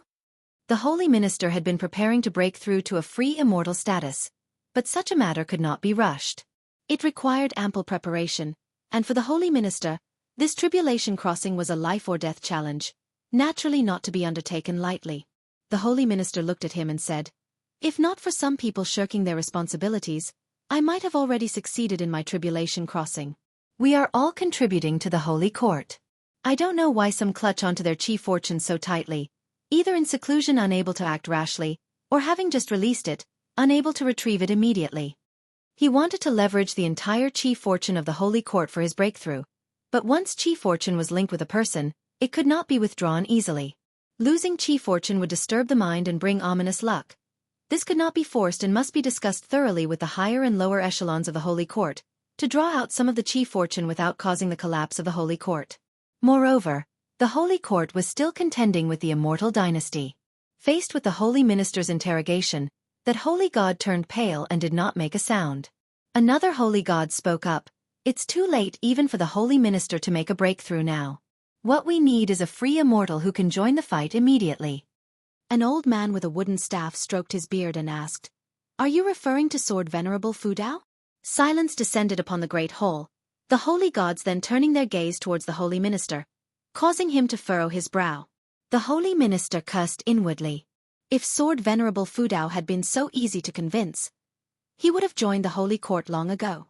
Knowing that Sword Venerable Fudao might possess the cultivation of a free immortal, while the holy minister was pleased and relieved, he was also wary. A free immortal who would not reveal his true identity, who wouldn't rethink their assumptions.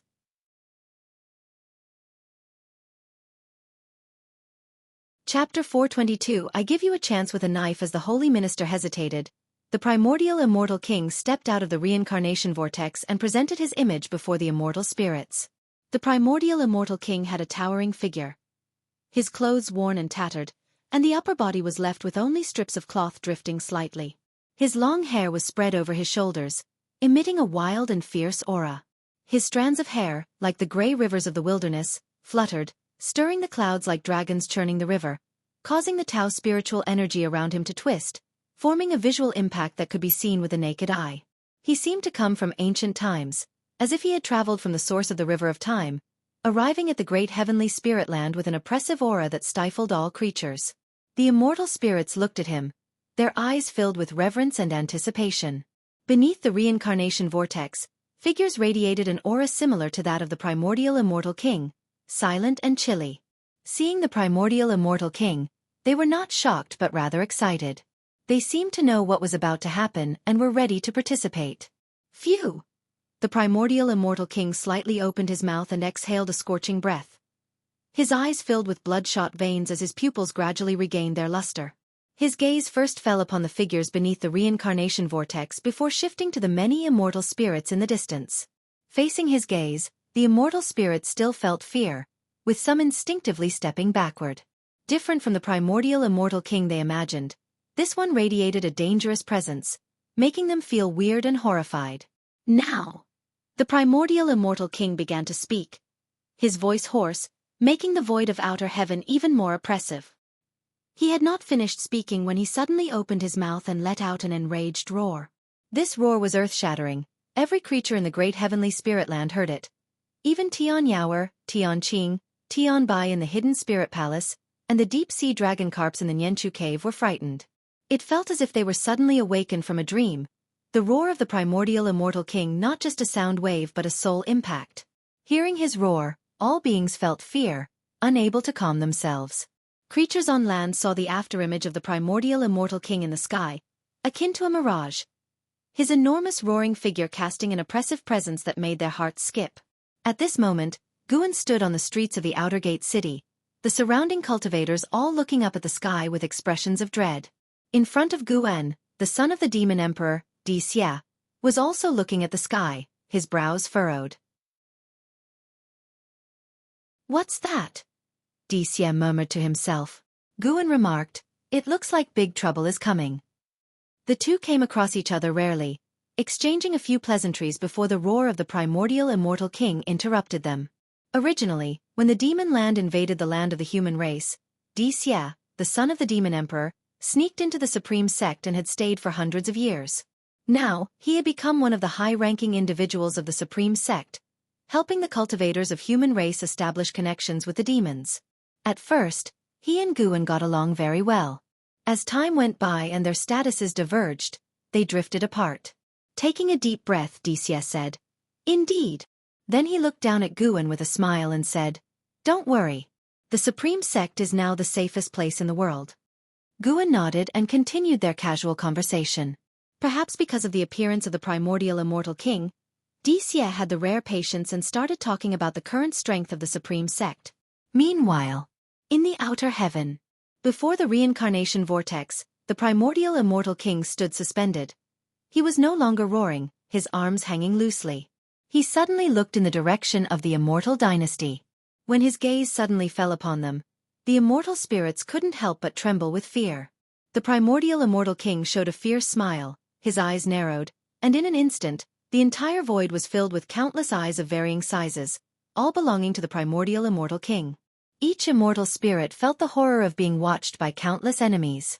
Before they could escape, the eyes in the void exploded open, and the immortal spirits' faces drastically changed. They were unable to speak, to run away, as their souls uncontrollably flew out of their bodies towards those eyes. This scene was incredibly eerie, causing the powerful beings who were using divine thought and divine sense to peek into the great heavenly spirit land to shudder in fear.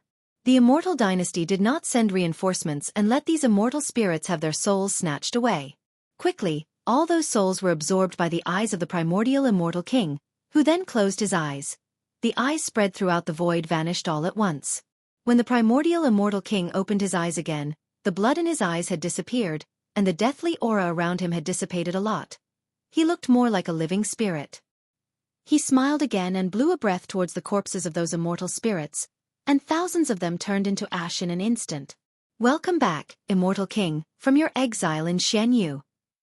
A mysterious man who flew out of the reincarnation vortex raised his head and shouted loudly.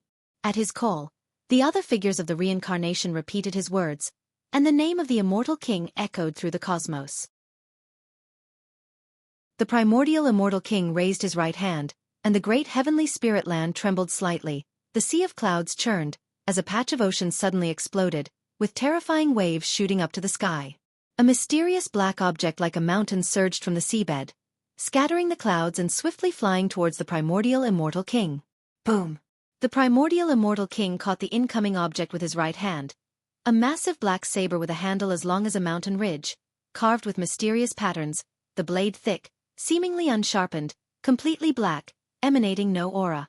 Viewed from this position toward the great heavenly spirit land, in the direction from which the black saber had come, the sea of clouds was spreading open to reveal a massive hole. Beneath the hole, a blue expanse was faintly visible, a crack appearing and widening. The gaze of the primordial immortal king fell upon the black saber in his hand, and he murmured to himself, "It's been a long time since I held you. I truly miss the days we fought side by side."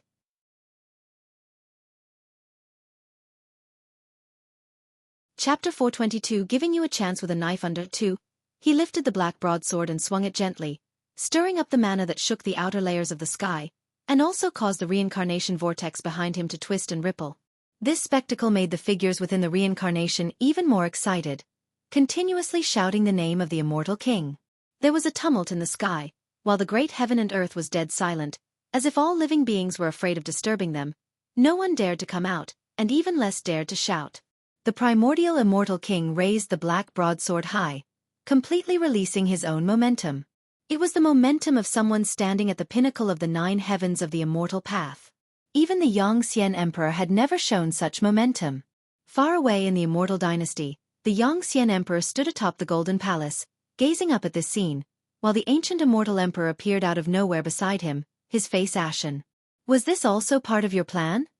the ancient immortal emperor asked in a deep voice. The Yangxian Emperor, with an expressionless face, countered, "Would I resurrect another emperor of the immortal dynasty to replace myself?" After hearing this, the ancient immortal emperor furrowed his brows and asked in astonishment, "Then, who could it be?" The Yangxian Emperor said softly, "It seems that Yuanchu ancestor had another reason for opening reincarnation, and perhaps this was all part of the primordial immortal king's calculations." The immortal dynasty and the holy court were in turmoil, creating chaos in the heavenly secrets. His resurrection now might not be impossible. Upon hearing this, the ancient immortal emperor's eyes showed a hint of worry. The momentum of the primordial immortal king was indeed too strong, so powerful that even he, as a free immortal, felt a chill in his heart. How could he not worry? The most critical point was that following the resurrection of the primordial immortal king, it was not the holy court but their immortal dynasty's immortal spirits who were the first to suffer. This was a very dangerous signal. Could it be a plot by the holy court? But that shouldn't be. How could they achieve such a feat? The ancient immortal emperor muttered to himself. The Yangxian emperor did not reply, but in his eyes, there was no sign of worry. Instead, there was a will to fight. Ever since he took the throne of the immortal dynasty, people have often compared him to previous immortal emperors, with the primordial immortal king, the founder of the immortal dynasty, being an existence he could never surpass. He had more than once imagined, if he and the primordial immortal king existed in the same era, who would have the last laugh? He was full of confidence in himself, even when facing the long unbeatable Shangtian. He was confident, for he was much younger than Shangtian. Even though the primordial immortal king's current momentum was strong, the Yangxian emperor did not fear, his heart burning with fighting spirit. On another side, the holy court, currently discussing strategies, the holy ministers and holy gods were astonished that the primordial immortal king had actually annihilated that group of immortal spirits. What was going on? One of the holy gods looked towards the holy minister and couldn't help but ask, "Was this your arrangement?" The holy minister looked towards the sky, shook his head slightly and said, "It has nothing to do with me. I fear that changes are about to arise." Upon hearing this, the holy gods became even more puzzled. They did not feel the delight but rather a sense of unease. Who, after all, was behind all this? In front of the reincarnation vortex, after the primordial immortal king felt the power of the black broadsword, his left hand reached towards his head. There is still something missing. The primordial immortal king muttered to himself, his gaze following to the great heavenly spirit land. His eyes fixing there, the corners of his mouth lifting, and then he vanished into thin air. The Supreme Sect, within the Outer Gate City. Guan was listening with great interest. With the information obtained from Dixie's mouth, the Supreme Sect had indeed become powerful, even extending a vast network of relationships overseas. It all revolved around one person. Sword Venerable Fudao.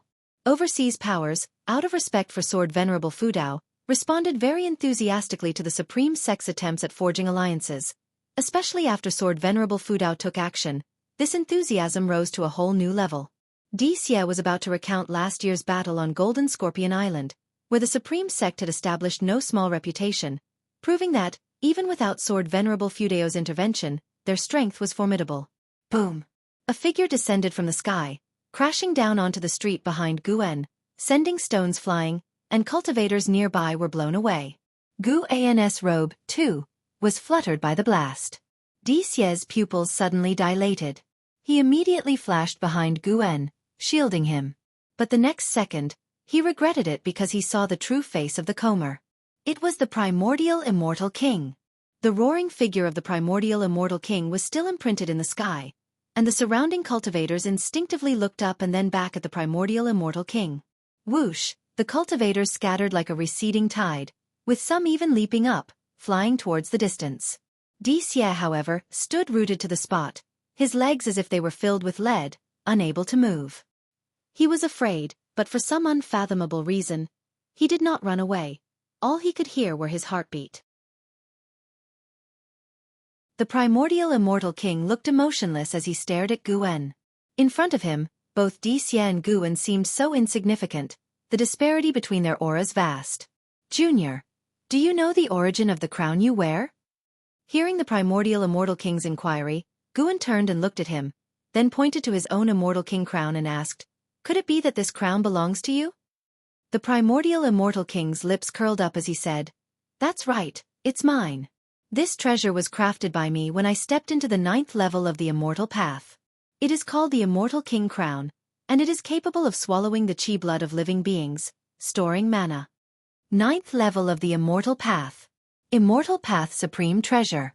Upon hearing this, Dixie nearly died of fright, with large beads of cold sweat covering his face. Such an entity, he had no power to resist it. Not just him, the entire Supreme Sect might face the danger of annihilation. He even began to resent Guan. How could you pick up such a crown with such a history?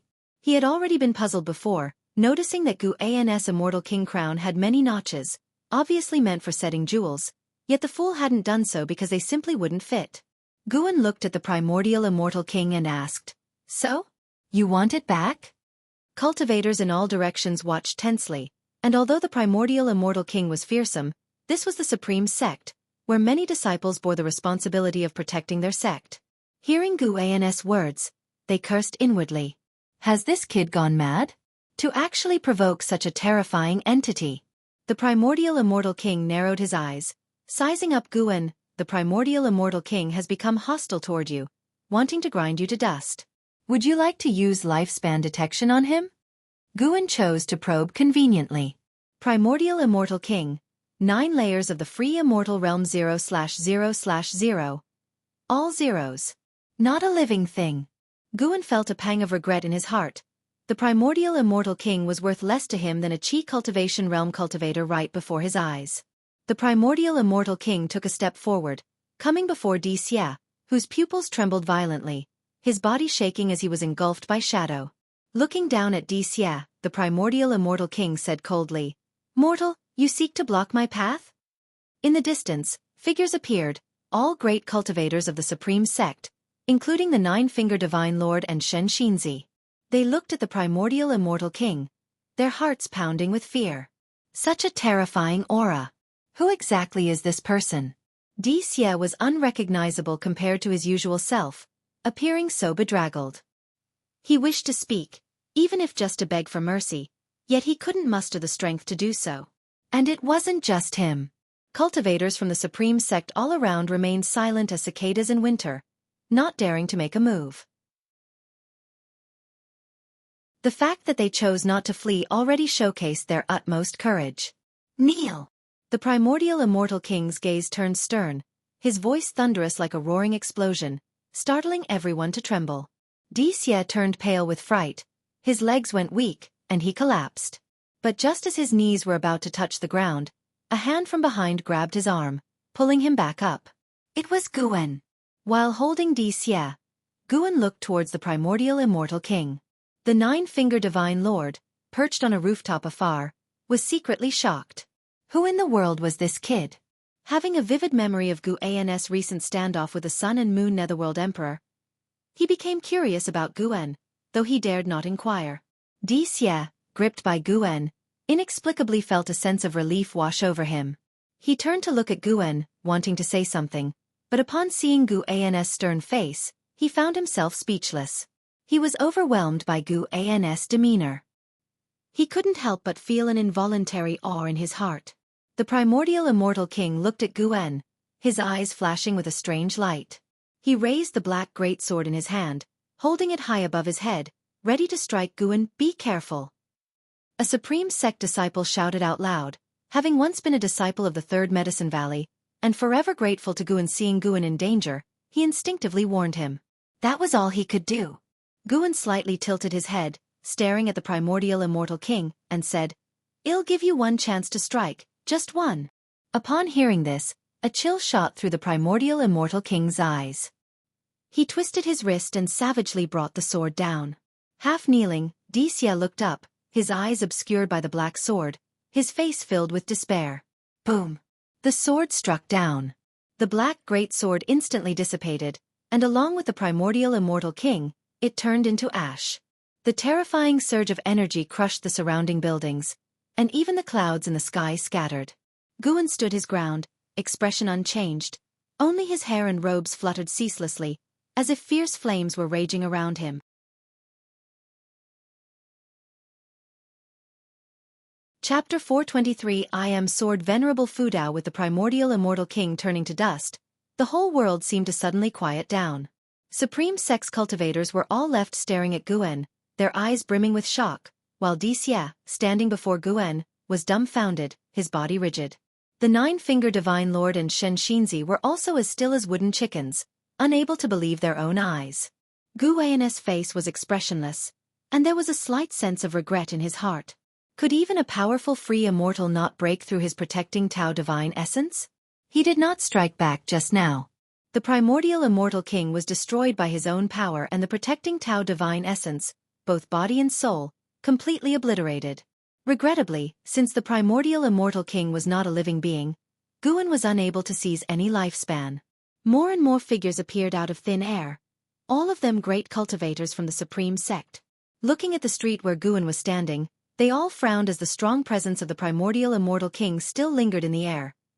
Looking at the mess on the street, they couldn't help imagining the recent tumult. Guwen raised his right hand, streaks of black air appeared out of nowhere, burrowing into the center of his palm. He then casually put his hand into his sleeve, and nobody saw what it truly was. He looked down at Xie and asked, "Brother D, are you all right?" Xie came back to his senses. With Guwen's help, he shakily stood up. Looking at Guwen, all was difficult to hide in his eyes. "You?" Xie's lips quivered as he wanted to ask about Guwen's identity but feared giving offense. "Sword Venerable Fudao."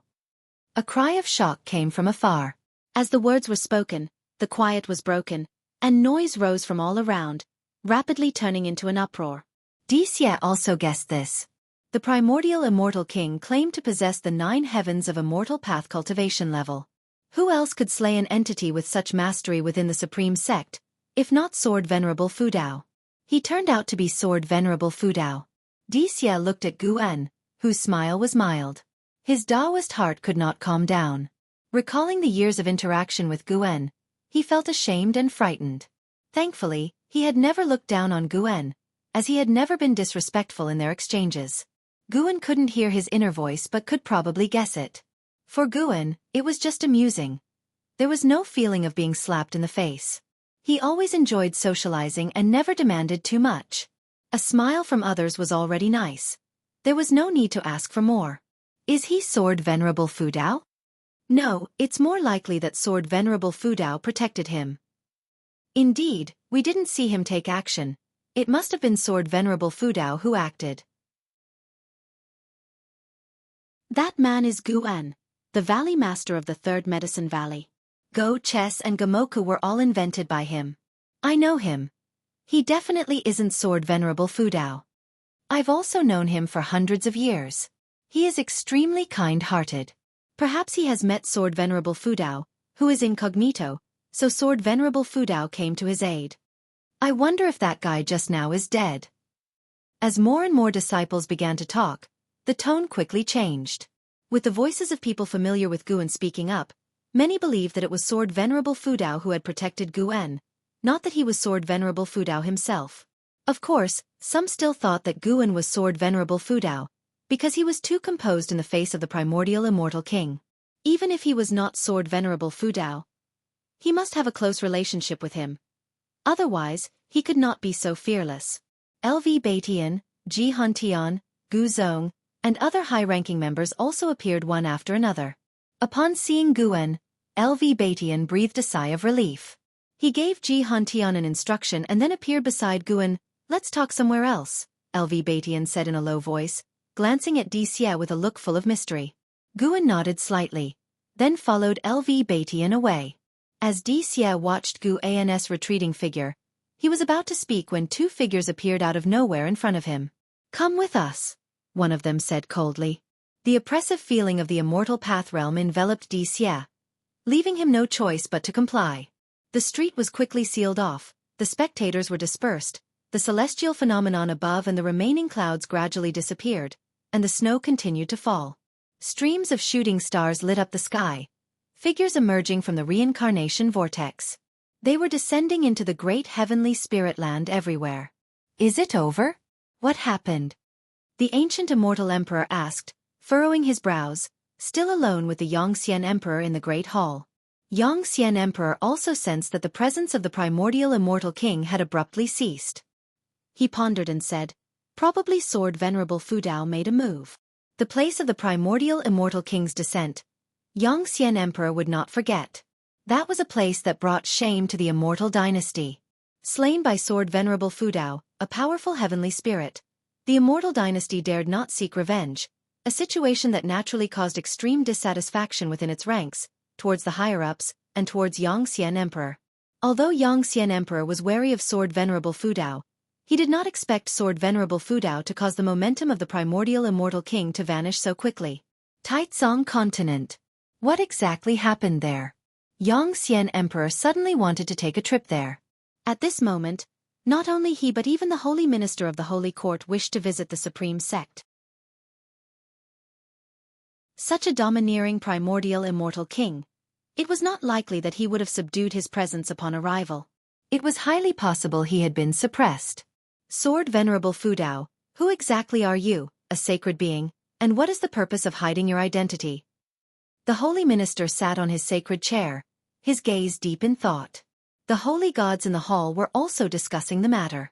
The sudden disappearance of the aura of the primordial immortal king made them uneasy, regardless of the outcome. An hour later, Gu-en leisurely returned to the Third Medicine Valley.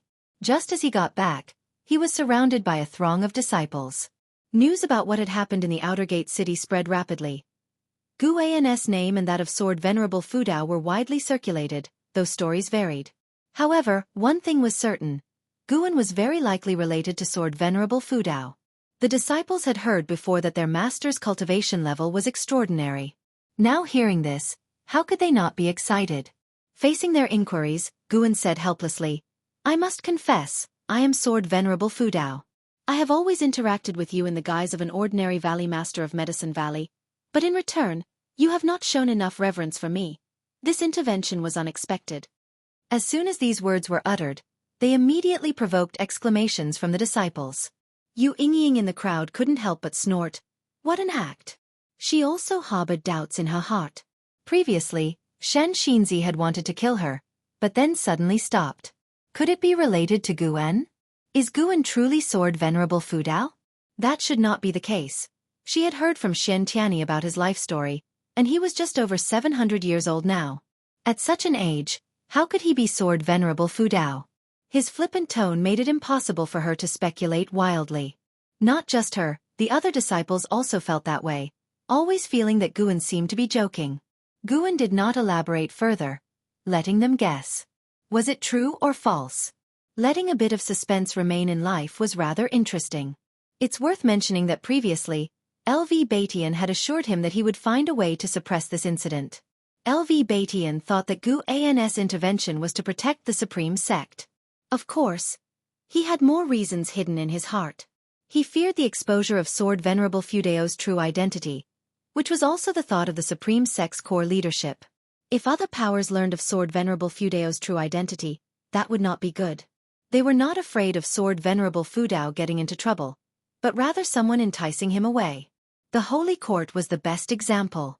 Guan freed himself from the disciples' entanglement and went to his own loft, and then was properly blocked by Ji Xiaoyu. Was that commotion caused by you? Ji Xiaoyu asked.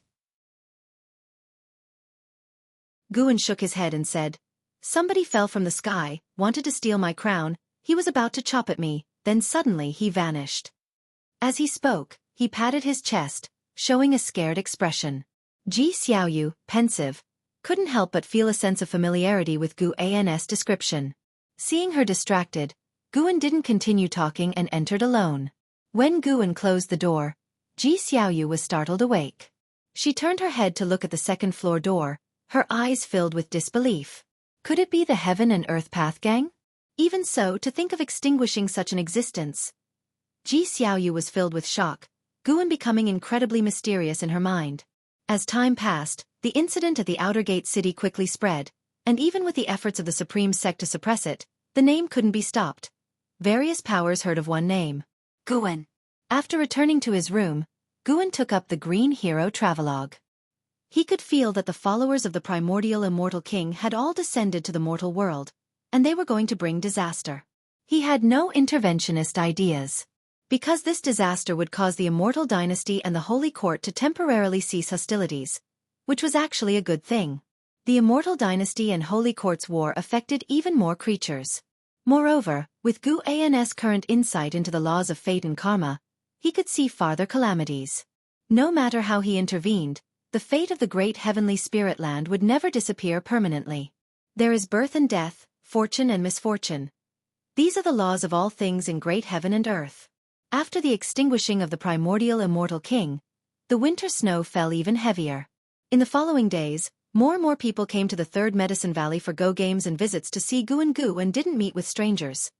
He continued to linger in his various medicine valleys, harvesting medicinal herbs.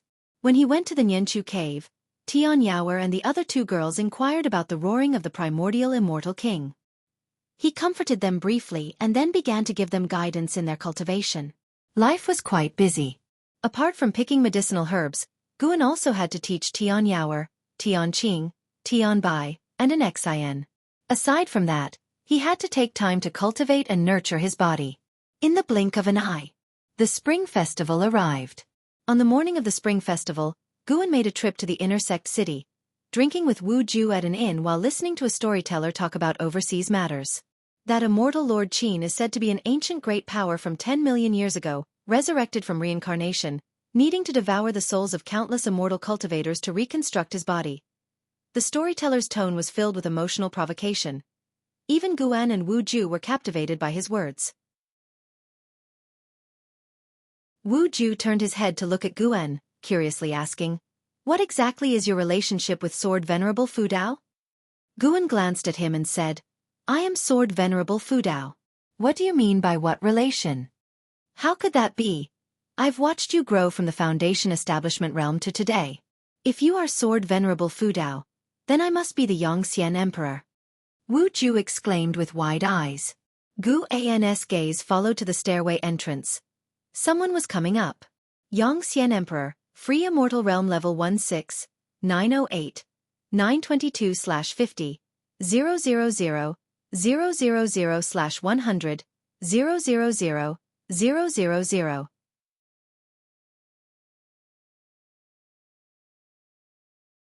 Chapter 424. Giving face to seniors over 6 million years old, a free immortal. A lifespan of 50 million years.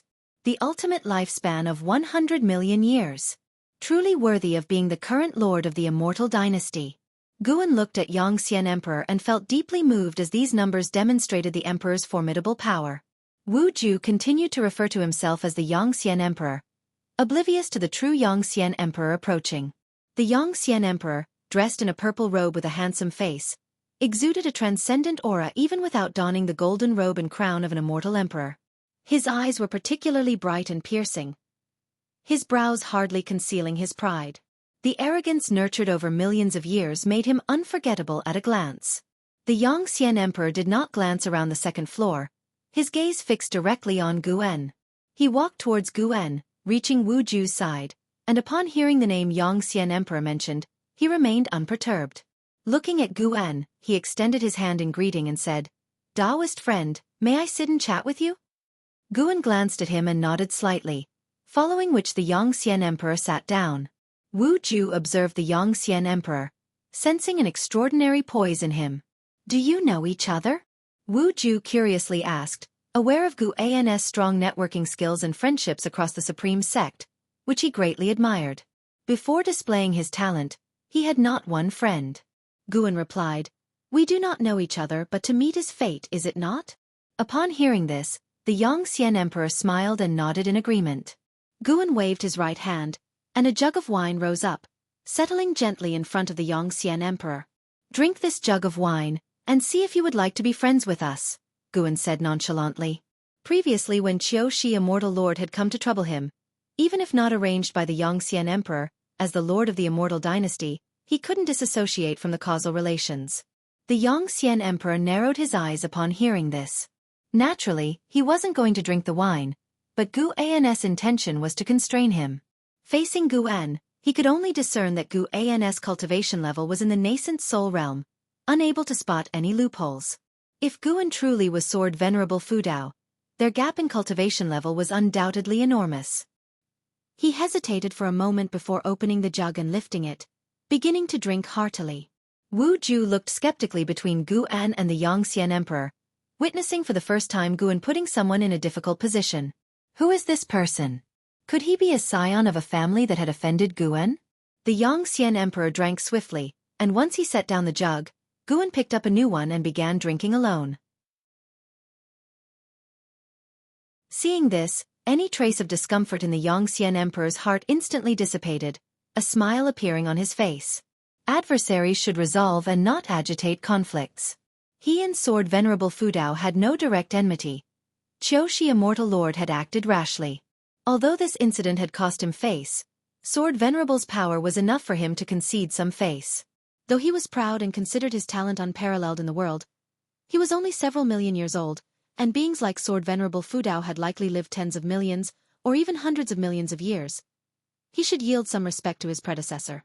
After finishing his drink, Guan put down the jug and started making casual conversation with the Yongxian Emperor. The two tactfully avoided revealing their true identities, acting as if genuinely curious about each other. Wu Ju joined in, guided by Guan, and they returned to discussing the Yongxian Emperor. Wu Ju admired the Yongxian Emperor, who had faced interventions from the Holy Court during his tribulation crossing and had boldly initiated war. Perhaps it was a calculated move, but it was done openly, which he liked about the Yongxian Emperor. For some reason, Guan felt like he was being scolded. Little bastard, who says he isn't straightforward and honorable? The Yongxian Emperor, however, was all smiles, finding Wu Ju more and more agreeable. The three drank and chatted, growing familiar with one another, when Guan sighed, "I feel like we were born in the wrong era. Why does it seem like our generation always faces endless tribulations?" Wu Ju nodded, sharing the sentiment. The Yongxian Emperor said, "Every generation feels like this, remembering only the hardships. But such is life, continuously experiencing trials." He thought Sword Venerable Fudao was hinting at him and felt compelled to explain. With the Immortal Dynasty and Holy Court vying for power, the world seems embroiled in great turmoil, but in fact, friction between the two powers had always existed. To the major sects, the past might have seemed peaceful, but for the common people, every century brought various hardships. It is said when immortals fight, mortals suffer, and the battles between immortal path cultivators also bring disasters to mortals. Our very reason for pursuing immortal cultivation is to withstand the incessant trials that follow, the Yongxian Emperor earnestly stated, clearly implying that the turmoil between the Immortal Dynasty and Holy Court affected the world's structure, yet for ordinary beings, it's just a change in who causes their sufferings. Life is always filled with suffering, a common worldly norm. Wu Ju felt this made sense, and remarked thoughtfully, "Who knows how long this tribulation will last? It always feels like it will be difficult to end within 100 or even 1,000 years. Of course, because this great heaven and earth is too vast, far beyond your imagination." In ancient times, when the primordial immortal king unified the great heaven and earth, it took 1,000,000 years. When the Holy Court rose and swept across the world, pushing back the Immortal Dynasty, it took 3,000,000 years. "The battles of heaven and earth are beyond mortal comprehension," the Yongxian Emperor replied, nodding. This response made Wu Ju look at him quizzically. This person seems very knowledgeable. What is his origin? Suddenly, Guan asked, "Do you think in the struggle between the Immortal Dynasty and Holy Court, they might both end up weakened, leading to a new ruling power in the great heaven and earth?" Yongxian Emperor's expression suddenly turned unnatural, and his gaze toward Guan became complex. Wu Ju frowned and said, "That's not possible, right? Is there any other sect that can compare with them?" "Now there isn't, but what about in 10,000, 100,000, or 1,000,000 years?" Guan shook his head. He paused, then added, "Besides, I've heard that strong beings always descend from outer heaven, and even heavenly demons reincarnate in the mortal world. Couldn't they be preparing their own forces?" Wu Ju frowned, thinking there was reason in Guan's words. Yongxian Emperor's complexion returned to normal. It turned out Sword Venerable Fudao was reminding him of threats from outer heaven. He was actually worried that Sword Venerable Fudao was going to support Supreme Sect. In fact, without Guan's mention, he had always been worried. The primordial immortal king was the best example. Though a fallen spirit of the Immortal Dynasty, he knew nothing about it. He even felt that there were unknown forces stirring within the Immortal Dynasty. He couldn't help but think back to those immortal spirits who had supported him in starting the war, each one of them seeming suspicious. The storyteller's voice continued to spread, but the trio's conversation didn't attract anyone else's attention because the inn was filled with people boasting.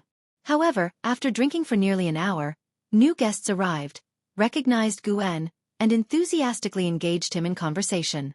Since the battle initiated by the primordial immortal king, many knew of the close relationship between Guan and Sword Venerable Fudao. Yongxian Emperor watched Guan interacting with the lowly cultivators and suddenly had a realization. This man was terrifyingly strong, yet he could lower himself to mingle with mortals without them noticing a thing. His Taoist heart was unfathomable. Of course, he didn't think much of this approach since he believed more in the supremacy of the strong. The weak should merely serve as foils to the strong. An hour later, Guan and his companions left the inn, and Guan invited Yongxian Emperor to spend the spring festival in Third Medicine Valley. Yongxian Emperor did not refuse. He also had more to discuss with Guan. Both returned to the Third Medicine Valley. Upon arriving, Yongxian Emperor's gaze became complicated. Divine thought true immortal. Reincarnation tribulation aura. And mortals with strong chi blood and not a trace of spiritual power. He even saw 2 reincarnated heavenly demons. Something was off about this valley. The Third Medicine Valley was festively decorated. Even Ji Xiaoyu and the Sun and Moon Netherworld Emperor, who rarely shunned cultivation, were playing chess with disciples everywhere. The Sun and Moon Netherworld Emperor turned his head toward Guan. His pupils contracted sharply on seeing Yongxian Emperor. His first instinct was to flee, but then remembering Guan's strength, he reassured himself. Guan would protect him. There was no need to be afraid here. Would Yongxian Emperor dare oppose Sword Venerable Fudao?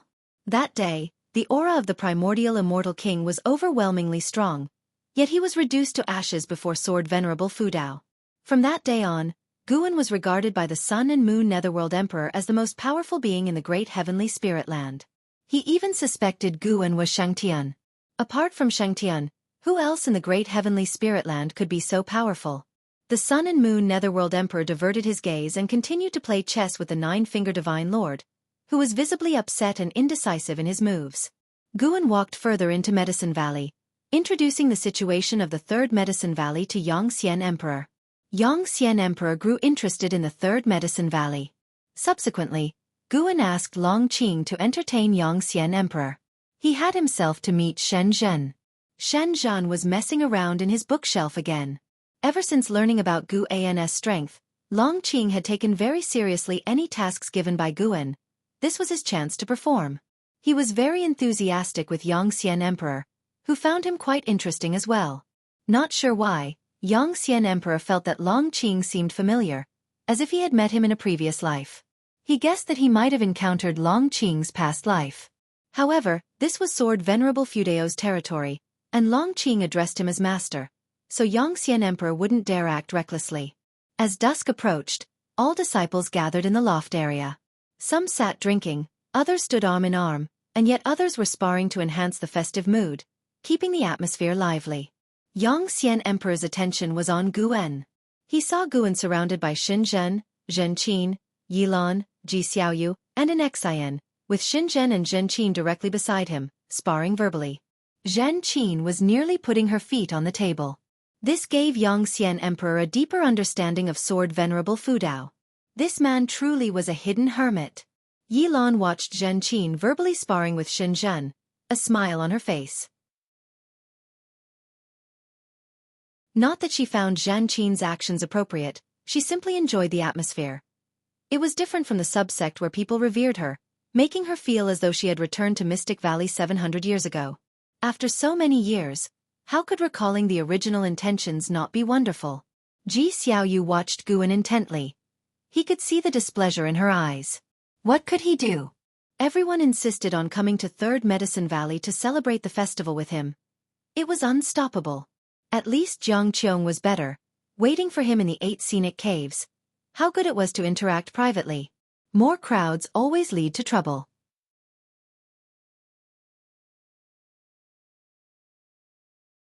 Chapter 425 Xianyu Divine Dynasty. Sky Demon Great Sect. After the festival, Guan went to Mystic Valley on his own. He wasn't worried about Yang Xian Emperor causing trouble in the Third Medicine Valley. If Yang Xian Emperor dared to entertain such thoughts, Guan could make him disappear in an instant, even erasing all his karma, making all beings forget the Yang Xian Emperor ever existed. Wen and Shengtian and Jiang Shi saw Guan. They were extremely excited. Guan had initially planned to just go through the motions, but he didn't expect them to be so thrilled.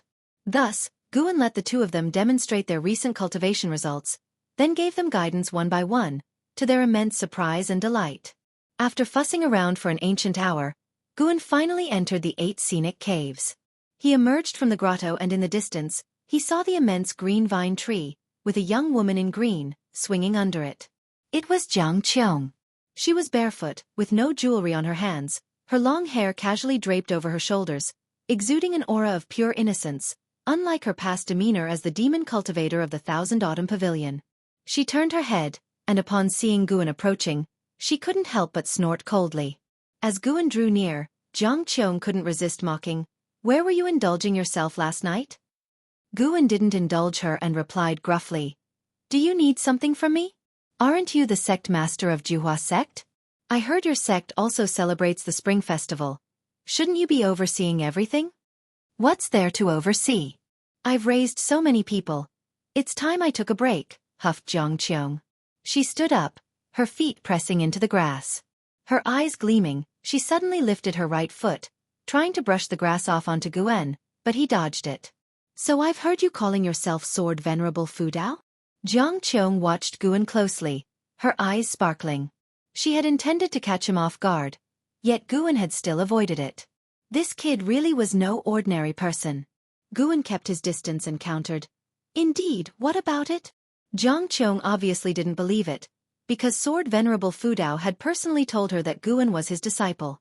She only felt their master-disciple relationship was quite strong. It seems Sword Venerable Fudao is ready to take action. Putting you in front, you should be careful. Even with him backing you up, beware of hidden attacks. When dealing with others, try not to be too impulsive, Jiang Qiong cautioned.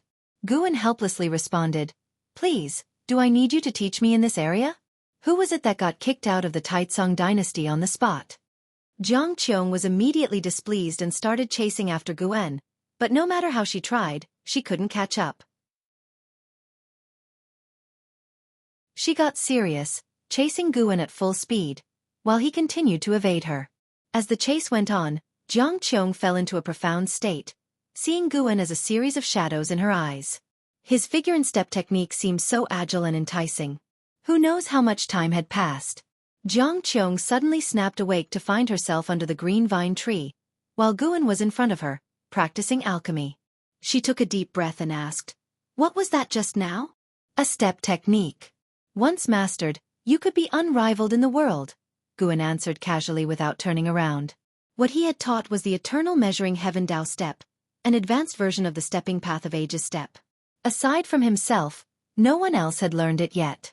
Towards Yilan and Zhenqin, Guan could only encourage them to pursue their cultivation level as far as possible, and to cultivate other Taoist sorceries only after reaching nirvana. Jiang Qiong was different. Her maximum lifespan was over 5,000 years. She would certainly achieve nirvana, so learning divine skills in advance wouldn't delay her cultivation. "What's it called?" Jiang Qiong asked curiously. Certain such a precise step technique had to be an inheritance from Sword Venerable Fu Dao. Guan glanced at her and said, "Eternal measuring heaven Dao step. Don't spread it around, or it'll bring big trouble, and I mean trouble from beyond this world." Upon hearing this, Jiang Qiong became both nervous and excited. She eagerly pounced towards Guan. She hugged Guan tightly, wanting to plant a kiss on his face, but was blocked by his palm. Instead, she ended up kissing his palm, tickling him. "I haven't loved you for nothing, rest assured. I will definitely succeed," Jiang Qiong said joyfully. Guan pushed her away and said, "Then you'd better start practicing now. To master this divine skill, I'm afraid it might take 1,000 or even 10,000 years."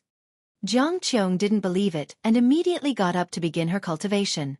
Guan turned his gaze back to the pill furnace.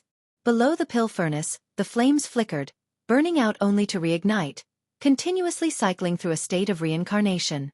With time flying like an arrow, Guan once again seated himself in front of the pill furnace, kindled the fire, and turned his head to look. Jiang Qiong's figure shifted about, resembling a white swan, elusive and difficult to track. She suddenly appeared beside Guan, her right hand to her forehead, followed by a fall, her hands clasping Guan's upper body, resting her head on his shoulder. "Why, after 100 years of practice, can I still not even enter the threshold?" Jiang Qiong said in anguish. It had been a century since she had received the eternal measuring heaven Dao step, and over the years, she diligently cultivated but failed to grasp it, so she came to Guan for advice.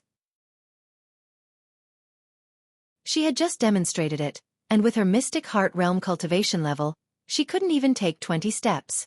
Guan remained leaned upon and said, "I've told you before, this divine skill isn't so simple to master. The fact that you can take so many steps already proves your diligence." Jiang Qiong sighed, dispirited. After resting for a while, she brought up worldly affairs. The reincarnation shadows brought by the primordial immortal king wreaked havoc everywhere in the mortal world, and they were given a unified name, Xianyu Wraiths. A century had passed, and rather than being eradicated, the Xianyu Wraiths had grown stronger and had even established the Xianyu Divine Dynasty. Apart from the Xianyu Divine Dynasty, a sect named the Sky Demon Great Sect appeared in the mortal world, supposedly all reincarnations of heavenly demons. While the Immortal Dynasty and Holy Court were struggling against each other, they spared efforts to confront the Xianyu Divine Dynasty and the Sky Demon Great Sect. Not only did they not succeed, but they also suffered repeated defeats, allowing the enemies to gain tremendous momentum. Now the Immortal Dynasty and Holy Court had begun to cease their wars, turning their spears towards the Xianyu Divine Dynasty and the Sky Demon Great Sect, and the mortal world faced new uncertainties. The Taitsong continent remained unaffected, but its sects saw this as an opportunity to vie for resources. Outside their realm, Sword Venerable Fu Dao would not protect them, nor would overseas powers indulge them. The Juhua sect was one among these, constantly expanding their reach. Last year, they encountered a demon of the Sky Demon Great Sect and lost tens of thousands of disciples in the fray. This incident enraged the Juhua sect, but the power gap made them wary of seeking revenge. Jiang Qiong was telling Guan all this not to seek help, but just to discuss the outside situation, and Guan had no intention of intervening.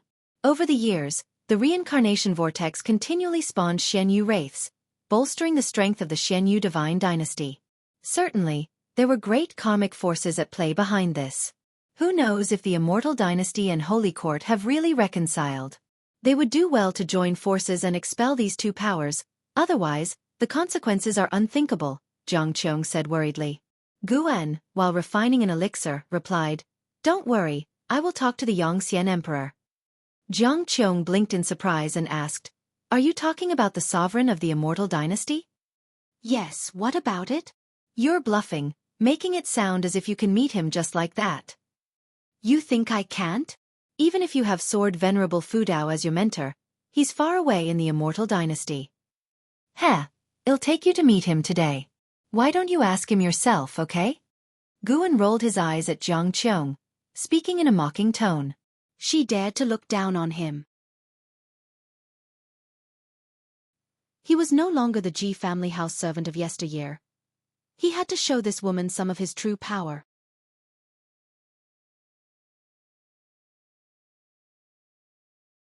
Chapter 426. The Orthodox of Heaven and Earth. Guan brought Jiang Qiong to the Third Medicine Valley, and they made their way to the dojo. Along the way, Jiang Qiong looked around curiously, intrigued by the current state of the Third Medicine Valley. Since the news about Gu An's connection with Sword Venerable Fudao had spread, more people had been coming to the Third Medicine Valley, and the Supreme Sect had expanded it, continuously increasing the number of disciples in the valley.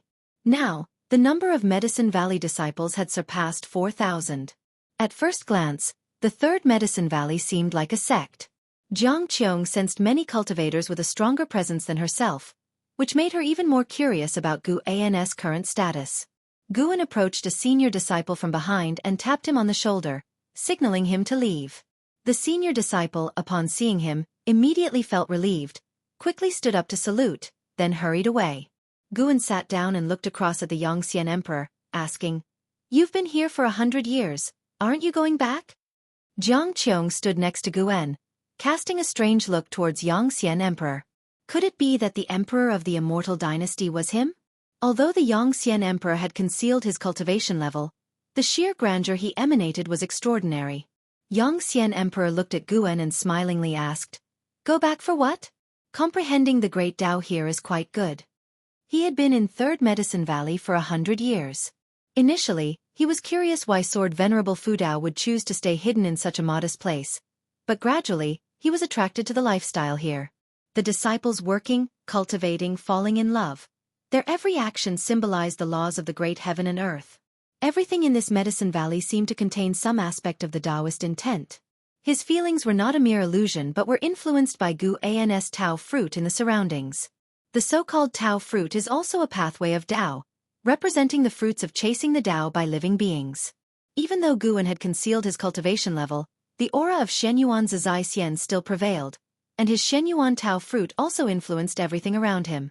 This was why the Medicine Valley disciples' cultivation speed was increasing, with geniuses emerging almost every year. These geniuses might not stand out in today's Supreme Sect but would have been famous 800 years ago and heavily nurtured by the sect. Guan was also aware of his own impact on the surroundings, unable to control it. He only opted to feign ignorance, kind of a care towards the people around. Now that the Shenyu Divine Dynasty and the Sky Demon Great Sect have emerged, the threat to the Immortal Dynasty, the Holy Court, and even the whole world is not small, Guan stated, then glanced at Jiang Qiong. "You are normally quite talkative. Why the silence now?" Jiang Qiong was skeptical and didn't just blurt out anything, plus she never really intended to seek out the Yongxian Emperor. She just wanted a topic to discuss with Guan. Yongxian Emperor replied, "The world is in chaos, it's normal for variables to emerge, let them be."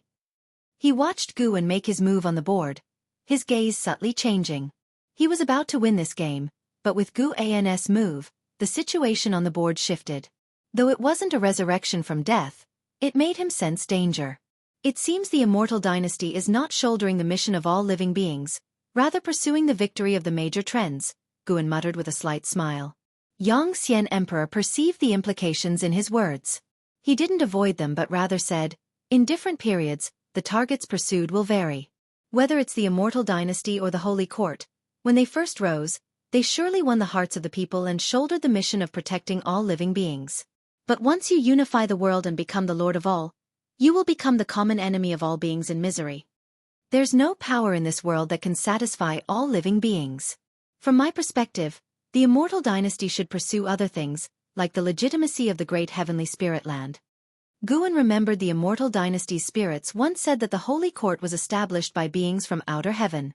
For the immortal dynasty, no matter how well the holy court did, they wanted to overturn it, as it concerned the honor and disgrace of the immortal dynasty. Some things are more important than peace. After hearing this, Guan made no comment. Different stances naturally lead to different perspectives on matters. Since Yongxian Emperor was already aware of the chaos in the outside world, that was sufficient. In Guan's eyes, both the immortal dynasty and the holy court were headed towards destruction. He could see far into the future. Everything has its destiny, including the current supreme sect he was in. Guan had no intention of making the supreme sect last forever, knowing that one day, as old friends departed, the sect would lose its significance to him. Without the supreme sect, he could still flourish elsewhere. He wasn't worried at all. The deeper he delved into causality and fate, the fewer burdens Guan felt. Of course, Guan did not resist this change in mentality. To live in this world, one should not be entangled by too many emotions and unnecessary worries. Jiang Qiong also pondered the words of Yongxian Emperor, curious about what he meant by the legitimacy of heaven and earth. Guan didn't linger. The current game couldn't be saved. His moves were just for play. He stood up and took Jiang Qiong to leave. Yongxian Emperor watched the few ingenious moves made by Guan, contemplative. A breeze swept into the Medicine Valley, lifting leaves that swirled towards the sky.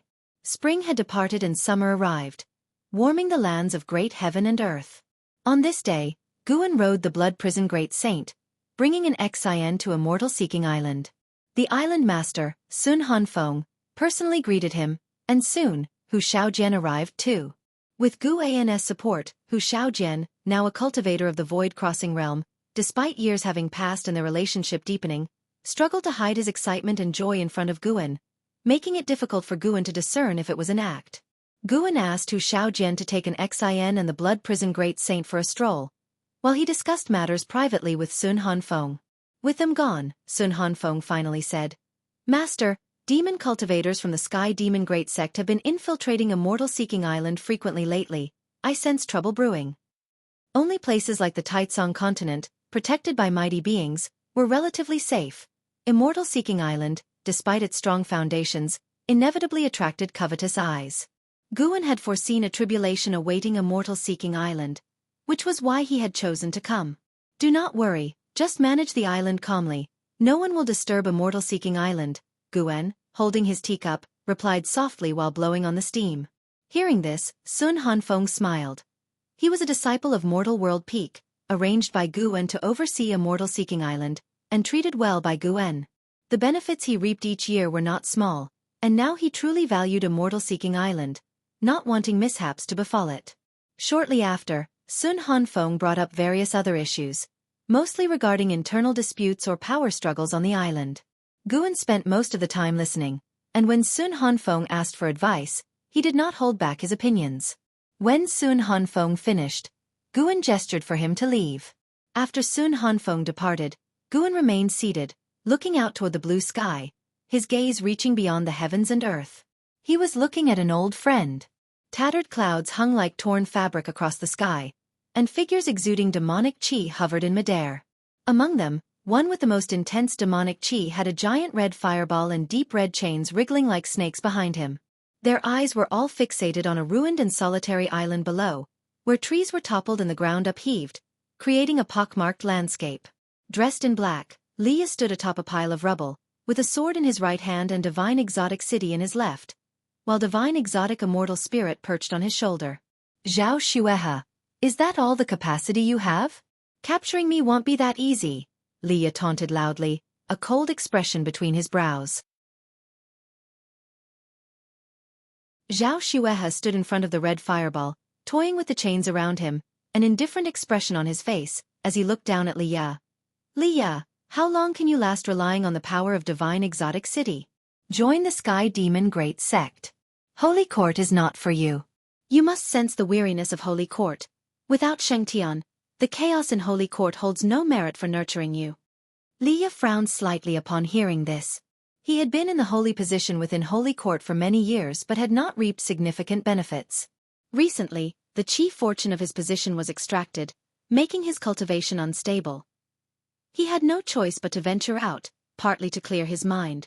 As Zhao Xuehe raised his right hand towards the sky, he said, "The sect hierarch of Sky Demon Great Sect has yet to arrive here. When he does, he will transform this realm. There's not much time left for you. If you don't leave Holy Court soon, you'll perish along with it." Li Ya, frustrated, retorted, "So? Is living a lowly life really better than death?" At this, a fierce light flashed in Zhao Zuhi's eyes. Li Ya said no more and tossed Divine Exotic City upwards. Quickly enlarging, it enveloped the whole island, emitting black mist from which divine souls and peculiar ghosts emerged, even revealing a colossal figure wielding an axe, instantly suppressing the momentum of the Sky Demon Great Sect's side. Divine Exotic Immortal Spirit stood on Li Ya's shoulder, howling as if taunting the enemy. Zhao Xuehe huffed coldly, placing his right hand to his mouth, beginning to chant a spell. As he chanted, his own mana surged out, entering the red fireball behind him, which spouted explosions of intense flames and weird black spots wriggling on its surface. Just as the ghostly army burst forth from Divine Exotic City, the red fireball suddenly opened a chilling eye, freezing the whole realm as everything came to a standstill. While sipping tea, Guan observed that the Sky Demon Great Sect indeed possessed something powerful. Utilizing the power of the Silent Destruction Domain, he secretly passed mana to Divine Exotic Immortal Spirit. The stronger it became, the stronger Divine Exotic City would be, leading both parties into a stalemate. He had noticed some mighty beings stirring within the Silent Destruction Domain, eyeing the great heavenly spirit land. These entities only dared to peer and feared to step into great heaven and earth. This disappointed Guan. The Sky Demon Great Sect borrowed the power of the Silent Destruction Domain, while Xianyu Divine Dynasty tapped into the power of the Reincarnation Vortex. Both forces still tested the waters, uncertain whether they feared him or Shangtian. Guan indeed looked forward to their descent. If they provoked him, it would be the perfect time to harvest lifespans. Time swiftly passed. After battling for 2 ancient hours, Li Ya had escaped the encirclement, barely surviving this tribulation. However, Guan foresaw that Li Ya would be entangled in vendettas for many years to come. "Senior brother Li, the next millennium won't be easy for you," Guan murmured to himself, then stood up and walked outside the hall.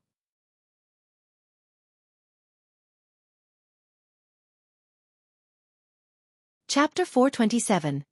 Divine Emperor's Descent. Autumn breezes wafted through Mystic Valley. Guan sat on a tree branch, looking down at the sparring in the forest below. Jiang Shi and Shangtian were engaged in a close contest of martial moves and movement techniques. The master and disciple evenly matched. Jiang Shi possessed a maximum lifespan of 4,800 years, while Shengxian's lifespan could reach 5,000 years. Talent-wise, there wasn't a large gap between the two. After many years of cultivation, Shangtian had grown significantly.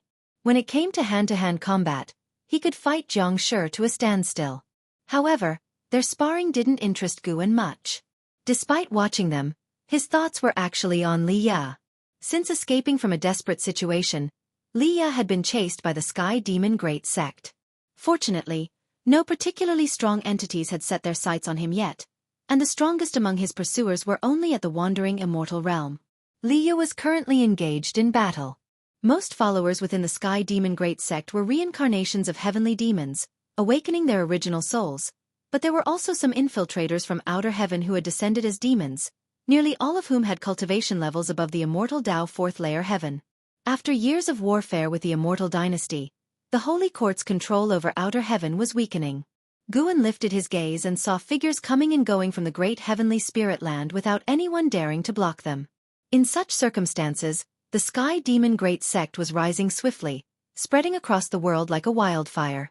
Guan's Immortal Seeking Island would be affected in the future as well. Watching Li Ya battling fiercely, Guan's thoughts drifted to the future, contemplating an appropriate time to reap the growth of the Sky Demon Great Sect. Guan had no intention of blindly playing the savior, but if threatened, or if those he cared about were threatened, he would show no mercy. He lived in seclusion, but that didn't mean he would stand idly by. After observing Li Ya for a while longer, Guan's gaze shifted toward Hao. Hao was about to undergo nirvana. He was still imprisoned, waiting for the Yangxian Emperor to return. Once released, after his nirvana, Hao would re-emerge into the world, embarking on the path of the heaven-favored. compared to Li Ya, and Hao's journey would be smooth, continuing his past grace.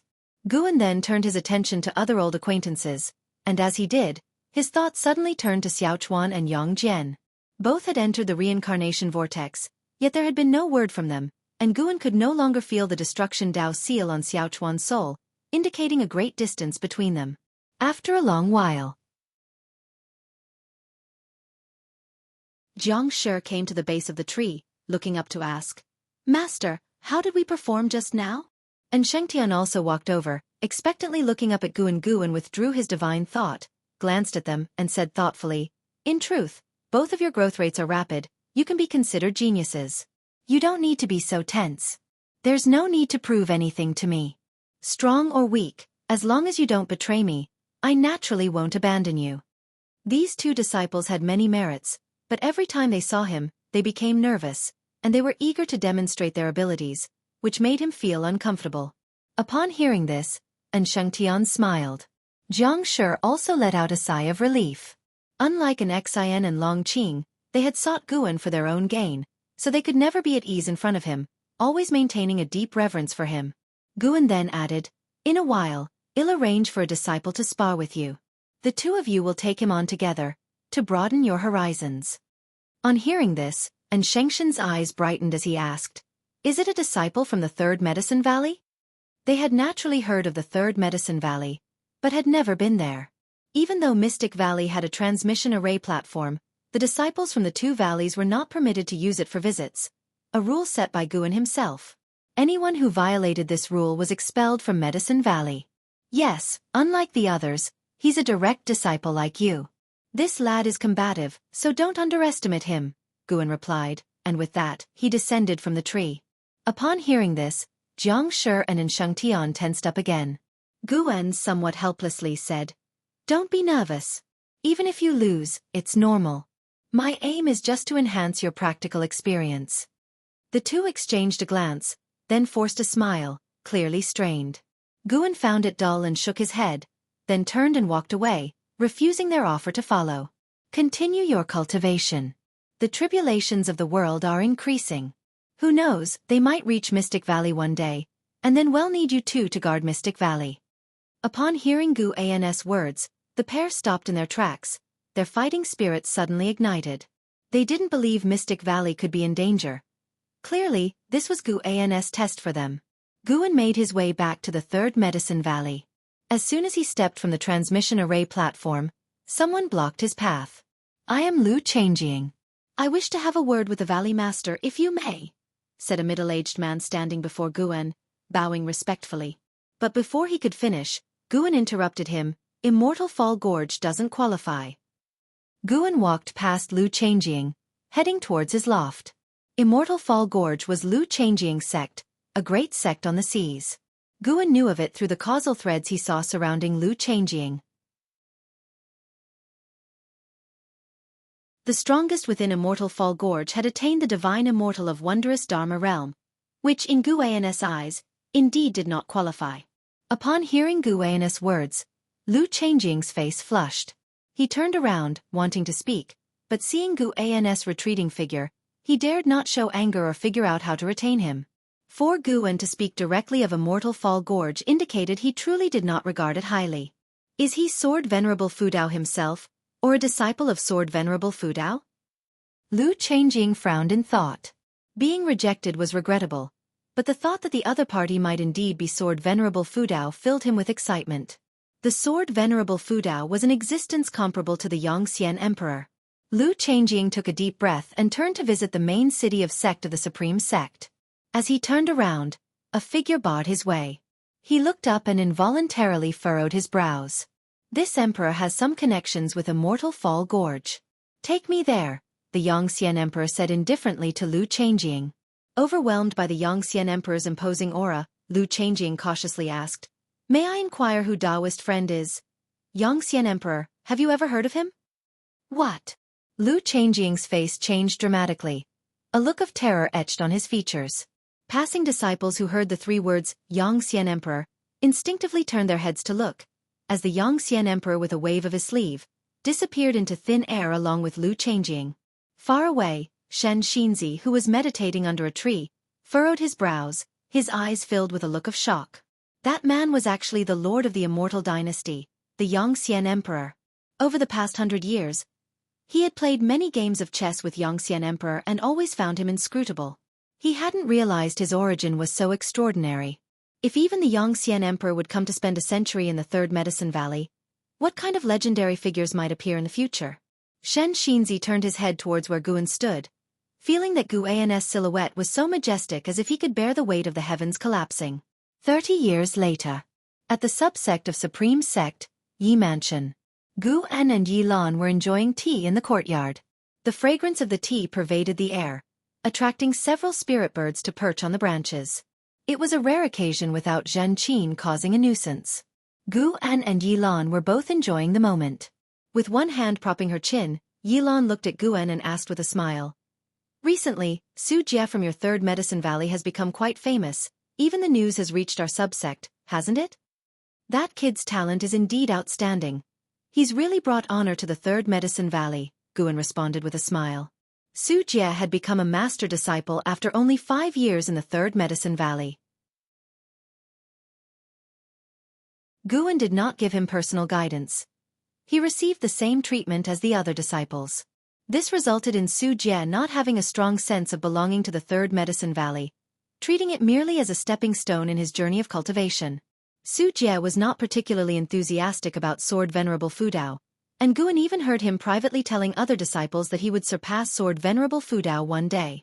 Yi Lan chuckled, more and more geniuses have emerged from the Third Medicine Valley over the years, and your disciples all show up under my command. Her eyes held admiration as she looked at Guan. Even setting aside the fact that Guan was a disciple of Sword Venerable Fudao, she had always respected his own capabilities. Ever since they were young, it seemed there was nothing that her senior brother couldn't do. Then I'll have to trouble you to look out for them more, Guan replied with a smile and picked up a piece of pastry from the table, which was made by Yi Lan herself. Although the taste was not particularly delicious, the sentiment behind it meant the most. Yi Lan curiously asked, would you say Su Jie is your most outstanding disciple? Su Jie, with his lifespan limit of 9,000 years and dazzling talent, was someone Yi Lan also wished to recruit. Guan shook his head and said, how could that be? My most talented disciple is currently making a breakthrough. Oh, breaking through to which realm? The Nirvana realm. The Nirvana realm? Impossible. You're joking, right? Isn't this disciple much older than you? Not at all, he's 34 years younger than me. Someone over 800 years old breaking through to the Nirvana realm? I don't believe it. You're teasing me again, Yi Lan exclaimed with skepticism. She had never heard of anyone succeeding in reaching the Nirvana realm before 1,000 years of age. Guan laughed, offering no further explanation. He was talking about An Hao, who was undergoing tribulation with the help of immortal spirits from the immortal dynasty, and even the Yongxian Emperor himself was present to witness his tribulation. Boom! The sound of thunder rolled in from the skies. Yi Lan looked up to see dark clouds rushing in, carrying the potential to envelop the heavens. Yi Lan teasingly asked, that wouldn't be the celestial phenomena triggered by the breakthrough of that disciple of yours, would it? Guan also looked up and said, of course not. However, this commotion is indeed caused by a breakthrough. The Holy Minister was making a breakthrough, advancing to the free immortal realm. Guan sensed it was going to be an interesting event. With the eruption of this phenomenon, many powerful existences quickly flew towards the Holy Court. The Immortal Dynasty, the Xianyu Divine Dynasty, and the Sky Demon Great Sect certainly wouldn't let the Holy Minister have a peaceful tribulation. After a quick calculation, Guan realized that the future held new variables. A free immortal could change the fate of the world. Yi Lan's eyes sparkled with curiosity upon hearing Guan's words. What kind of realm was capable of causing such a breakthrough phenomenon? It was at that moment that Guan saw a powerful aura coming from the depths of the cosmos. A meteorite wrapped in demonic chi was hurtling out of the silent destruction domain, bearing down on the great heavenly spirit land with unstoppable force. Such momentum suggested it had the cultivation level of the 9th layer of the free immortal realm. Guan hadn't been particularly concerned, for in recent years, there had been more than a handful of free immortals arriving in the great heavenly spirit land. But suddenly, he felt a familiar presence. This aura was The Annihilation God Emperor. With memories of Long Zhan, Guan vividly remembered the aura of the Annihilation God Emperor. Indeed, this aura belonged to him, albeit not as powerful as what Long Zhan remembered.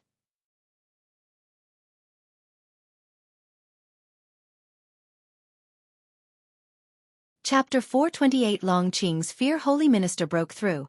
Annihilation God Emperor descended. Guan recalculated the momentum of Great Heavenly Spiritland and found that the future became blurred.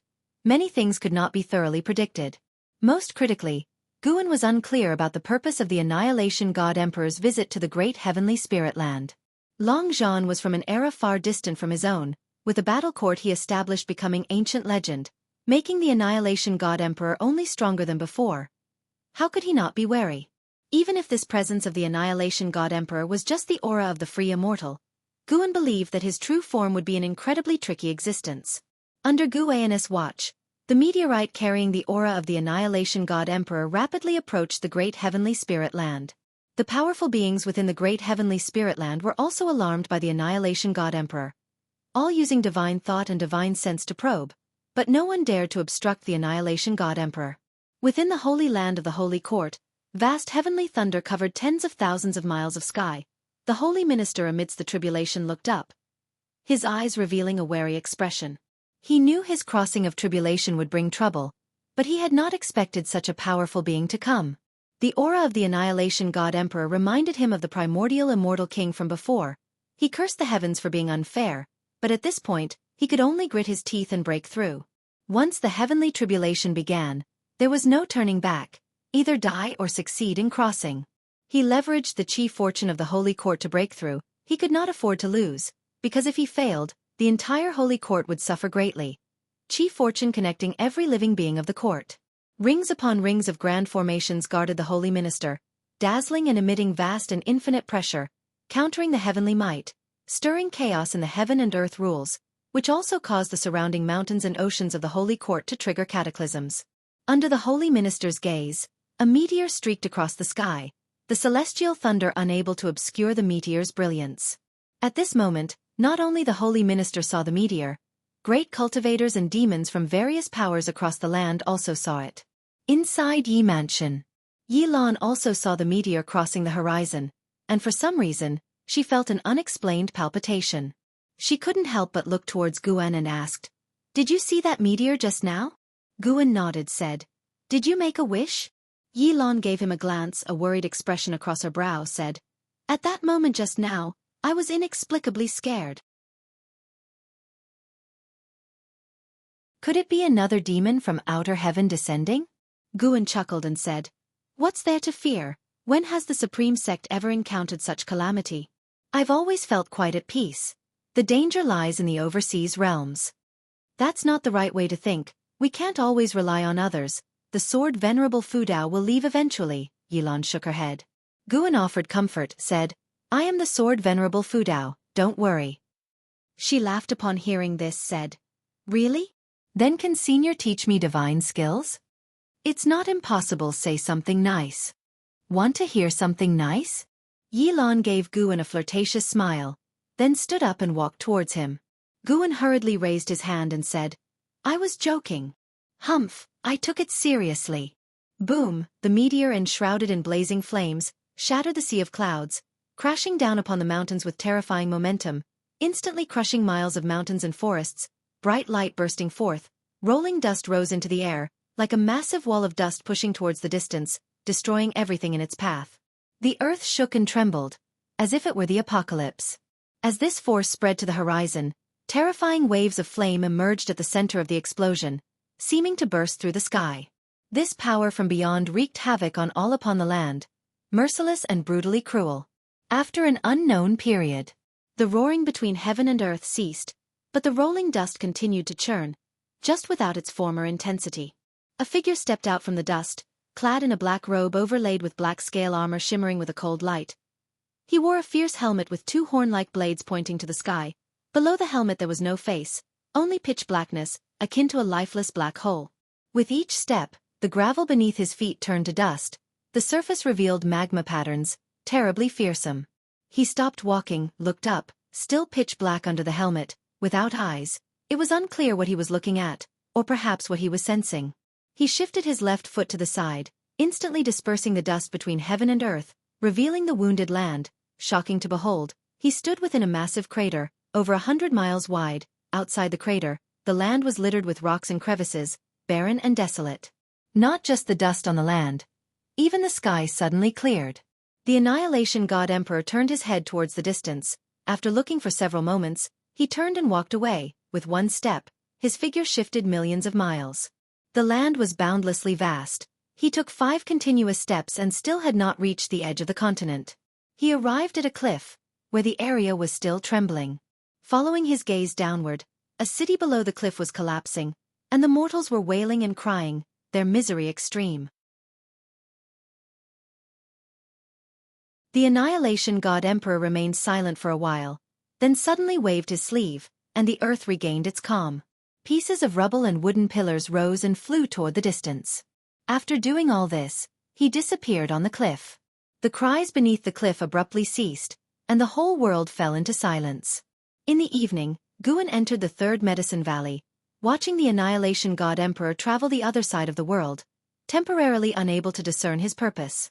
The Annihilation God Emperor did not head toward the Holy Court, indicating that he was not attracted by the Holy Minister's tribulation. He seemed more like he was searching for something.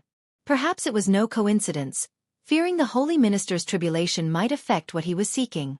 As soon as Guan entered the valley, Long Qing hurried over, his face eager to please, expressing concern and warmth. Get lost. If you can't comprehend, it means the time isn't right, and your mindset is still not stable. Guan glared at Long Qing and said thus. Within the Supreme Sect, many believed Guan was a disciple of Sword Venerable Fudao, but many disciples within the Third Medicine Valley, including Long Qing, thought Guan was Sword Venerable Fudao himself. This was also confirmed by Shen Xinzi, who now showed extreme respect for Guan, entirely in the manner of a junior. How long must I wait? Why do I have to wait? Long Qing asked indignantly. Guan suddenly thought of something. Could it be that the Annihilation God Emperor was here for Long Qing? It was very likely. Guan said sternly, "You already know your physique is special. Can't you guess that you might be carrying a significant cause and effect? If you don't settle down, you'll face great trouble, and even I won't be able to protect you, possibly not even the whole world." His tone was severe, causing Long Qing to be stunned. As Long Qing reflected on Guan's words, he couldn't help feeling uneasy and panicked. Guan was influencing his emotions with his Taoist intent. He had to scare the young man. Without absolute certainty, Guan dared not let Long Qing reveal his true identity. The cause and effect of the Dragon Clan were too significant, likely to draw the real body of the Annihilation God Emperor and the current battle court. Long Qing's expression shifted uncertainly, but Guan did not continue to frighten him and instead walked past him. Just a few steps away, an Xian arrived, reporting that some disciples were fighting and needed his intervention. Hearing the names of the fighters, Guan understood why an Xian had to seek him out. 2 geniuses. Ranked among the top in talent within the valley, they had not yet completed their training, but already great cultivators and notable families were trying to recruit them. It's typical of geniuses, they tend to be arrogant, and when arrogant individuals meet, conflicts are inevitable. Guan followed an Xian, not feeling troubled, his thoughts still on the Annihilation God Emperor. The setting sun was like blood, but it didn't add a touch of tragedy over Third Medicine Valley. It was still full of vitality. The Holy Minister's tribulation eventually led to a great battle, with the Immortal Dynasty, Shenyu Divine Dynasty, Sky Demon Great Sect, and a few forces bearing grudges against the Holy Court all attacking together. The battle was spectacular, prompting even Guan to watch. Despite the perilous process and countless casualties, the Holy Court survived the ordeal, and in the end, the Holy Minister made a breakthrough and even fought a great battle with Yongxian Emperor. Although the Holy Minister was a civilian official, his combat strength was formidable, able to hold his ground against the Yongxian Emperor, which surprised Guan. The Yongxian Emperor did not entangle further, otherwise, his alliance with the Shenyu Divine Dynasty and the Sky Demon Great Sect's Free Immortal might have been able to eliminate the Holy Minister. This battle passed, but it also laid down a greater cause of trouble for the future. Thus, Great Heavenly Spirit Land welcomed a brief period of peace. 8 years quickly passed. One day, Guen, accompanied by an Xian and blood prison great saint, arrived at Tianya Valley. LV Xian had unexpectedly returned, specifically to seek out Guen. Before meeting with LV Xian, Guen collected medicinal herbs first. LV Xian took him into his cave and after activating the cave's restrictions, asked nervously, "Are you Sword Venerable Fudao?"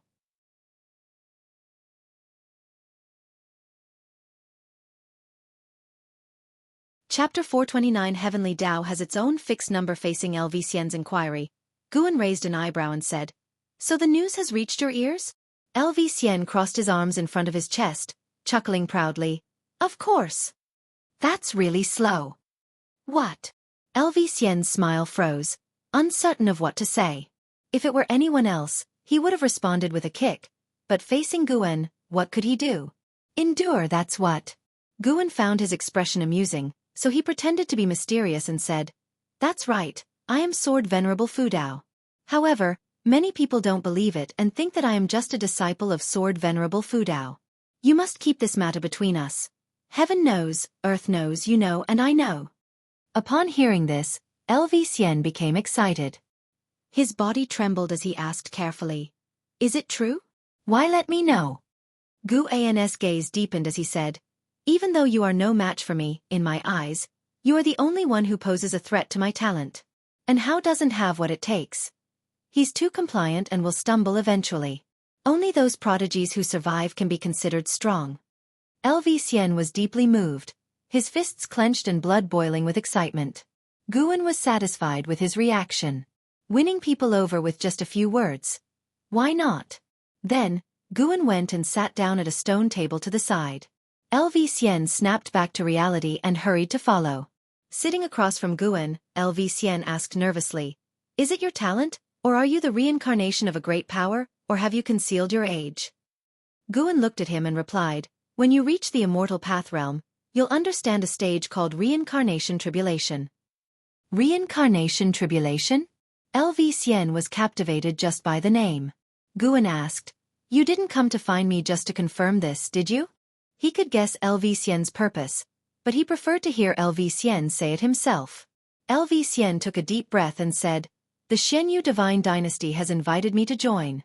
Lately, I've been thinking about breaking away from His Majesty. What's your view on the Xianyu Divine Dynasty?" Guen knew about the rift between LV Xian and Li Xiandao.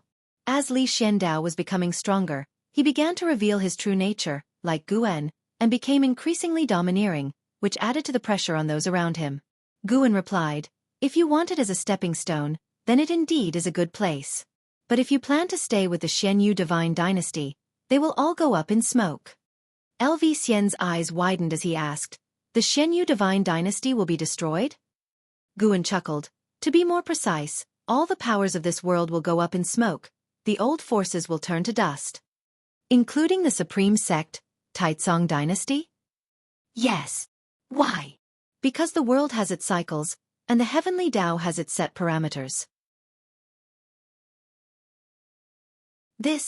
Doesn't that mean all my efforts are meaningless?" LV Xian turned pale, completely disheartened.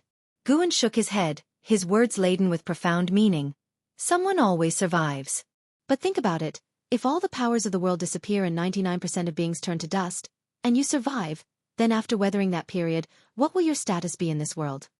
Excitement shone on LV Xian's face as he thought more about it. He was so elated at the idea of being one of the supreme beings of the world that he even ignored how he would survive to that point. His gaze towards Guen changed, filled with admiration. What level of cultivation was needed to foresee such an outcome? He didn't doubt Guan's words because he had also heard legends about the evolution of the world. Many cataclysms had swept through the world since ancient times. From what he could see, the world was far from destruction. At least there were no signs in sight. Indeed, Sword Venerable Fudao was the most formidable. Even the Yongxian Emperor couldn't compare. LV Xian became exhilarated and started pressing for more information. Guen did not reveal more about the fortune of heaven and earth, but regarding some trivial information that he could disclose, he considered it taking care of LV Baishan's son. Half an ancient hour later, Guen, accompanied by LV Xian, walked out of the cave. Luo Han watched LV Xian's respectful demeanor and couldn't help but laugh. This LV Xian was so proud by nature that even the emperor had never been shown such reverence. It was unknown what abilities this young Guan possessed to make a proud figure like LV Xian submit. Luo Han watched from a distance, then approached them. "Guan, where is the book?" asked Luo Han as he reached Guan. Guan casually took out Dream of the Red Chamber and handed it to him, saying, "Green Hero Travel will be after a while. The author went out to make a breakthrough." Luo Han's old face turned red as he said, "What Green Hero Travel? I just like Dream of the Red Chamber." LV Xian asked curiously, "What is Green Hero Travel?" Dream of the Red Chamber. He knew of it because being interested in Guan. He had read all of Guan's writings. An Xian walked over and, hearing their conversation, couldn't help but look at Luo Han with an odd expression, causing Luo Han extreme embarrassment, wishing he could find a crack in the ground to hide in. After Guan left Tianya Valley with an Xian and Blood Prison Great Saint, an Xian began disparaging Luo Han, saying she hadn't expected the esteemed Luo Han to read such vulgar books. Guan looked ahead, filled with dissatisfaction. Stinking girl, daring to scold indirectly. He'd have to make her suffer a bit when guiding her cultivation later. In the wilderness, a gentle breeze blew. And Hao, dressed like a wandering swordsman, strolled along a mountain path with his hands raised, his sword scabbard resting on his shoulders through the crook of his arm, his head tilted back, looking carefree. After attaining the Nirvana realm, he had completely shed his youthful naivety, and now exuded an inscrutable aura, embodying the elegance of a high-level practitioner. A gust of wind blew towards him from up front, rustling in Hao's hair. His half-closed eyes suddenly opened wide. He looked towards the top of the hill in front of him, where a towering figure stood, its black robe fluttering in the wind. Annihilation God Emperor. And Hao found that he couldn't see the stranger's true face, which meant that the stranger either possessed an extremely high cultivation level or had some kind of treasure on him. He believed the former was more likely. And Hao, who had traveled far and wide for many years, had encountered many powerful beings, yet none were as mysterious and formidable as the person before him. He was not afraid and continued walking forward. The Annihilation God Emperor stood still on the hilltop. As Hao passed by him, the God Emperor suddenly said, "Your life grid is extraordinary, you are destined not to belong to this world." And Hao stopped in his tracks, didn't turn his head, and instead gazed at the distant rugged mountains, asking, "Oh? To which world do I belong then?" "To a higher realm. Once you transcend the 9 heavens of the immortal path, you'll be able to go there." "Is that so? May I ask if your excellency comes from that realm?" And Hao did not sound surprised, his tone as calm as ever. The Annihilation God Emperor turned around. And Hao turned to face him, only 5 steps apart. Looking under the God Emperor's helmet at the pitch darkness, and Hao felt wary but not intimidated. Even before Nirvana, and Hao often faced beings far surpassing his own realm. No matter where he was, he had never been afraid. He had long regarded life and death indifferently. Suddenly, a purple vortex appeared under the Annihilation God Emperor's helmet.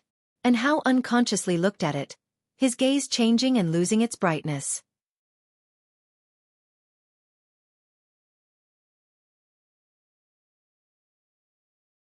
Chapter 430. The Strongest Loneliness. And Hao had a dream in which he found himself seated upon an immensely grand chair, with a Qilin crawling at his feet and true dragons swirling around his hands. Below him was a radiant starry sky, and figures exuding powerful auras floated beneath him like a series of steps. The sensation was incredibly wonderful. He felt as if he had control over everything and even experienced a sense of loneliness. Immersed in this feeling, he lost track of time. He did not know how much time had passed when suddenly, a dazzling golden light burst from the depth of the universe below and rushed towards him, turning the powerful figures along its path into ash. The golden light shone on Hao's face, making it feel scorching hot to the point of burning. And Hao suddenly opened his eyes, gasping for breath with sweat covering his forehead and his pupils still trembling. What met his gaze was the twilight sky, and his eyes instinctively caught the sight of the figure of the Annihilation God Emperor. The Annihilation God Emperor stood nearby, gazing up at the sky, seemingly lost in thought. And Hao sat up and was about to stand when the Annihilation God Emperor's finger pressed on his forehead, rendering him immobile. At that moment, Hao felt his mana and chi blood freeze, making him extremely uncomfortable. Having reached the Nirvana realm, he had felt so powerful, confident to handle anything. But at that moment, he felt as if he had returned to the mortal realm, feeling his own insignificance once again. He looked up at the Annihilation God Emperor, his expression of shock rapidly turning into one of resentment. You have the same look in your eyes as he did, possessing the same life grid, but you are still far from his level, the Annihilation God Emperor said, looking down at Enhao. Enhao gritted his teeth and asked, "Who is he?" "His name cannot be mentioned. This entire great heaven and earth cannot bear its consequences. If mentioned, this great heaven and earth would instantaneously turn into nothingness." Enhao's eyes widened. It was the first time he heard of such power. Neither the Yangxian Emperor nor Holy Heaven could achieve such feats. Having traversed so many great heaven and earths, it is rare to encounter someone with such a grand life grid as yours. I grant you a divine skill. Now it remains to be seen how high you can reach. As he spoke, the Annihilation God Emperor's index finger emitted demonic qi, which burrowed into Enhao's forehead. Enhao, unable to move, was extremely nervous. As the demonic qi entered his body, he did not feel any discomfort, which made him even more uneasy. The Annihilation God Emperor withdrew his hand and said, "What you saw earlier were the memories of that being. Remember that sensation. It is the power you must strive with all your might to pursue." With those words, the Annihilation God Emperor vanished from the spot. Enhao then, freed from constraint, swiftly got up. He could no longer sense the presence of the Annihilation God Emperor. Not a trace was left, as if everything he had experienced was just an illusion. Who exactly is he? Enhao furrowed his brows, touching his forehead subconsciously, feeling that he had gotten himself into big trouble. Meanwhile, far away in the Third Medicine Valley, Guan withdrew his gaze. When the Annihilation God Emperor approached Enhao, he had been paying attention. This Annihilation God Emperor was merely a free immortal in terms of cultivation level. If he dared to harm Enhao, Guan could eradicate him even faster, but it seemed as though the Annihilation God Emperor intended to bring an opportunity to Enhao. After the Annihilation God Emperor left, Guan checked Enhao's fate once more and found that his future had changed. Enhao was already on the path of the chosen, but after receiving the legacy from the Annihilation God Emperor, Enhao grew even stronger, which reminded Guan of Long Zhan and Lu Han, who could just barely surpass him. What exactly is the origin of the Annihilation God Emperor? What does a higher realm refer to? Guan looked up, and beyond the outer heaven was the universe, surrounded by the silent destruction domain. The entire universe seemed infinitely vast, with no end to be seen in any direction. His gaze involuntarily fell upon the boundary gate, guarded by the heavenly spirit god. Perhaps to reach beyond the universe, one must pass through that gate. But, approaching the boundary gate would mean destruction by the heavenly spirit god, a terrifying existence capable of effortlessly annihilating the Taoist hidden immortal. Guan then thought of the immortals he had encountered. It seemed that there were even more terrifying and vast beings above the immortal path. "Master, the sect leader is here to see you." A disciple ran up to Guan and whispered.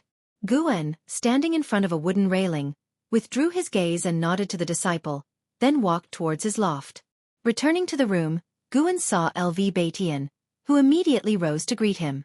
"I've told you so many times, there's no need for such formality, it feels so alienating," Guan complained. As LV Batian watched him walk over and sit down, he finally spoke. "I was ignorant before. Knowing your true identity now, proper courtesy must be observed."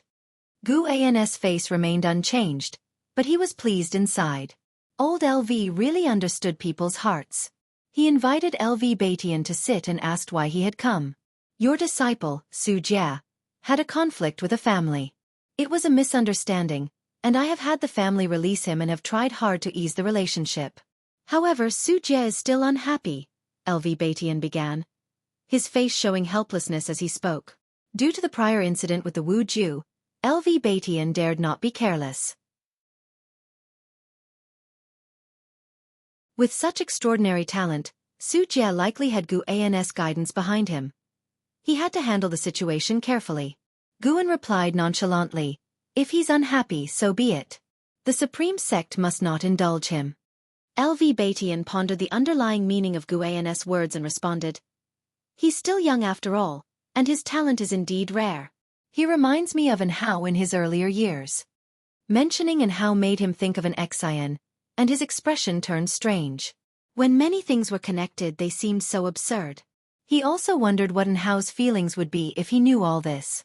And how didn't know who his own master was, only knowing that his master had transformed into Sword Venerable Fudao. Are there a shortage of geniuses in this world now? Just treat him normally. No need to consider me. He is just a passerby from the Third Medicine Valley and has not truly become my disciple, Guan said carelessly. Hearing this, LV Batian became even more interested in Su Jie. Without the guidance of Sword Venerable Fudao, Su Jie had still shown such talent. Such a genius must be properly cultivated. The key was to bring him under his command, to become his strength. Seeing Guan truly uninterested in Su Jie, LV Batian started discussing other matters, hoping Guan would provide guidance for the future development of the Supreme Sect. A full ancient hour passed before LV Batian finally left. Guan personally saw him down the stairs. Before parting, the two kept bowing to each other, causing nearby disciples to talk. Guan looked at LV Batian's departing figure and noticed that LV Batian's karma had changed. Killer calamity. He immediately calculated LV Batian's life grid and his expression became strange. Due to his words today, LV Batian would face calamity. LV Batian would find death due to Su Jie.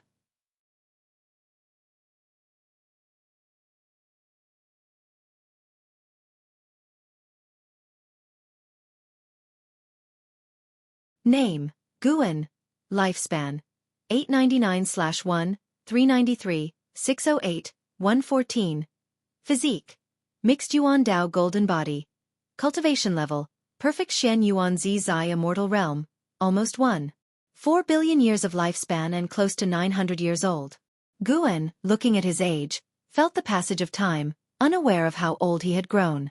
Yet his mentality remained young, and he was still able to converse with some of the younger disciples. The fat as a buffalo white spirit rat came over and nuzzled his waist with its head, in a flattering manner. Guan paid it no attention. It followed and circled to his front and said in a low voice, "Master." It spoke in a childlike voice, indistinguishable between male or female. Last year, the white spirit rat had just learned to speak the human language. Its growth also brought liveliness to the Third Medicine Valley. Almost every disciple who entered the valley had been bullied by it.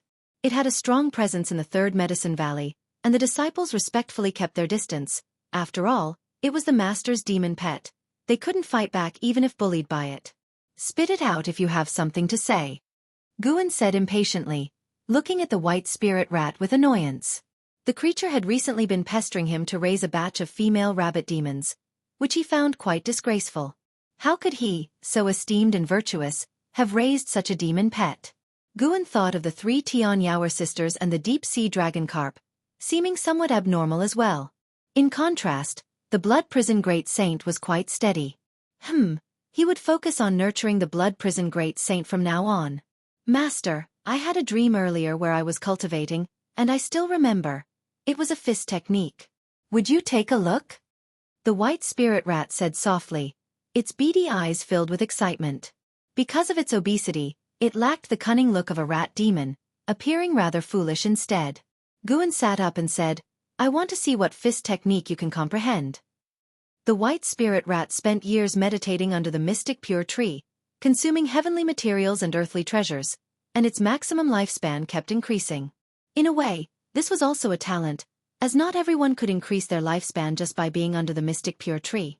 The white spirit rat jumped aside and then stood up, supporting its body on its fatty hind legs. Under Guan's gaze, the white spirit rat started to perform fists. As it threw its punches, gusts of wind kicked up the grass, drawing the attention of nearby disciples. Guan's expression was odd. The white spirit rat's fist technique was not impressive, clearly mimicking Long Qing's moves, yet a mountain of flesh-throwing punches was very bizarre. To say it was comical, but its body moved rhythmically. Each punch was executed with precision. After the white spirit rat had demonstrated a set of fist techniques, it turned to look at Guan with a hopeful expression.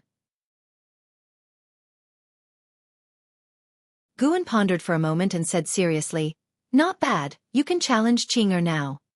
Upon hearing this, the white spirit rat was overjoyed and immediately bade farewell to Guan. It was off to challenge Long Qing. After sending off the white spirit rat, Guan continued to lie down, enjoying his leisure time. Doing nothing but lying there was quite interesting too. However, this peaceful life was about to be shattered. The Annihilation God Emperor, who had been traveling the mortal world, had already arrived at the Supreme Sect. Judging by his pace, it would only be a matter of time before he entered the Third Medicine Valley. Wherever the Annihilation God Emperor went among crowds, he would disguise himself as a cultivator, and so he did at the Supreme Sect. With 1,000 faces for 1,000 people, no one could remember the visage he had transformed into. Time continued to pass. An ancient hour later, a figure entered the Third Medicine Valley, a man in blue clothes with an ordinary face and no eye-catching magic artifacts adorning him. It was the Annihilation God Emperor. As he stepped into the Third Medicine Valley, he looked around, as if in search of something. A disciple approached to greet him and inquired about his business. The Medicine Valley disciple was very polite and did not posture. The Annihilation God Emperor said, "I'm looking for Ji Xiaoyu." Ji Xiaoyu? The Medicine Valley disciple paused, thought for a while, and then remembered, saying, "Elder Ji has been in seclusion for many years and has not seen anyone. I have been here at Medicine Valley for many years without having seen her. It's fine, I'll just look around." Your Medicine Valley allows that, right? Of course, you're free to do as you wish. If you have any needs, feel free to ask me.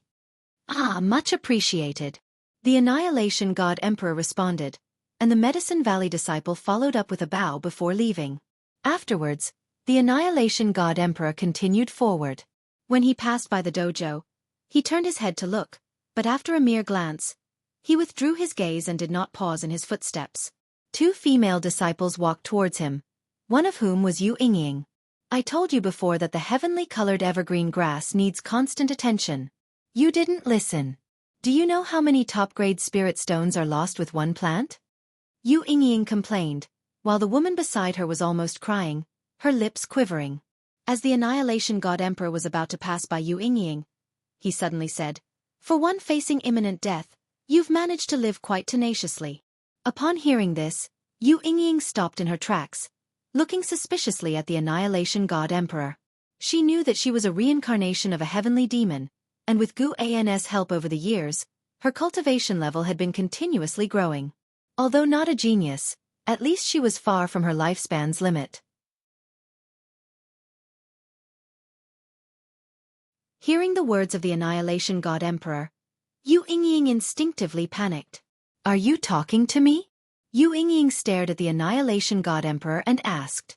The Annihilation God Emperor did not stop, continuing on his way, leaving behind a perplexing comment for Yu Yingying. "Cherish the present, there will come a time when you are powerless to control your fate."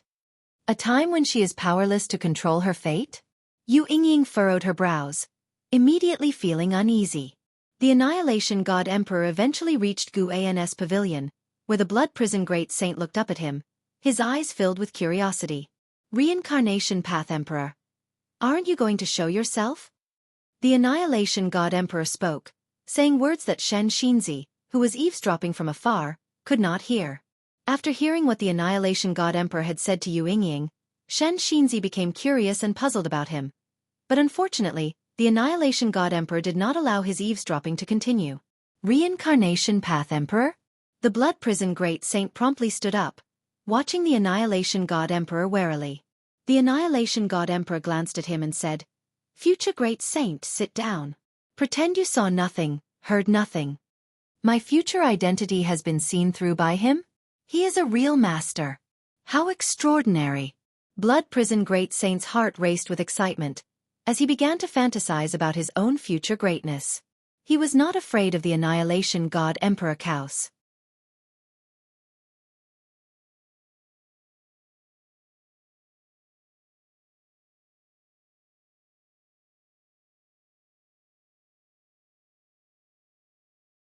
The Blood Prison Great Saint, on the other hand, contemptuously thought to himself, why doesn't such a powerful being dare to take a walk in front of the master?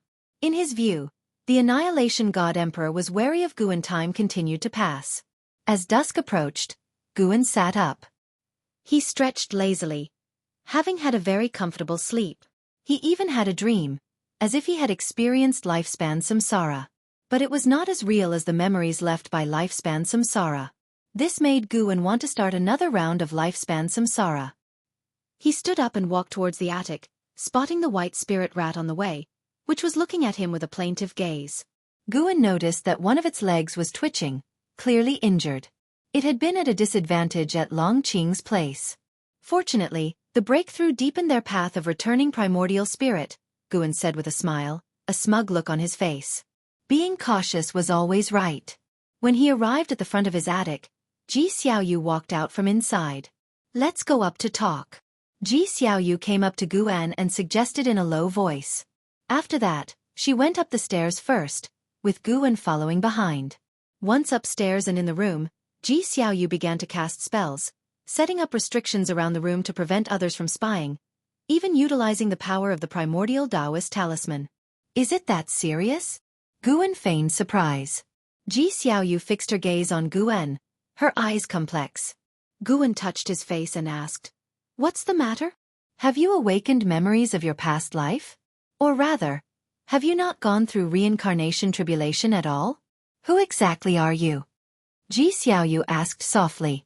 Guan laughed and inquired, "Who do you think I am?" Ji Xiaoyu looked at him and said, "You take in orphans and give them the Long surname. Could it be that your real surname is Long?" Suspecting him Long Qing? Guan couldn't help but smile wryly. Wrong guess. I'm actually the ancestor of the dragon clan. Guan shook his head and said, "How could that be? My surname is Gu. Giving Long Qing the Long surname is because he has it on his back. You've known that all along, haven't you?" Ji Xiaoyu responded, "I have known for a long time, but I've also always had my suspicions. It's okay if you don't admit it, and it's best if you never do because there are beings out there to kill you that have come here. That being is from the ancient legends of the Silent Destruction domain, and may have existed even longer than the Great Heavenly Spirit Land. He is convinced that you are hiding in the Great Heavenly Spirit Land, and he will not rest until he finds you." Guan, resigned, said, "I'm truly not the person you think I am, but I am quite curious about this being you mentioned. Is he very strong?"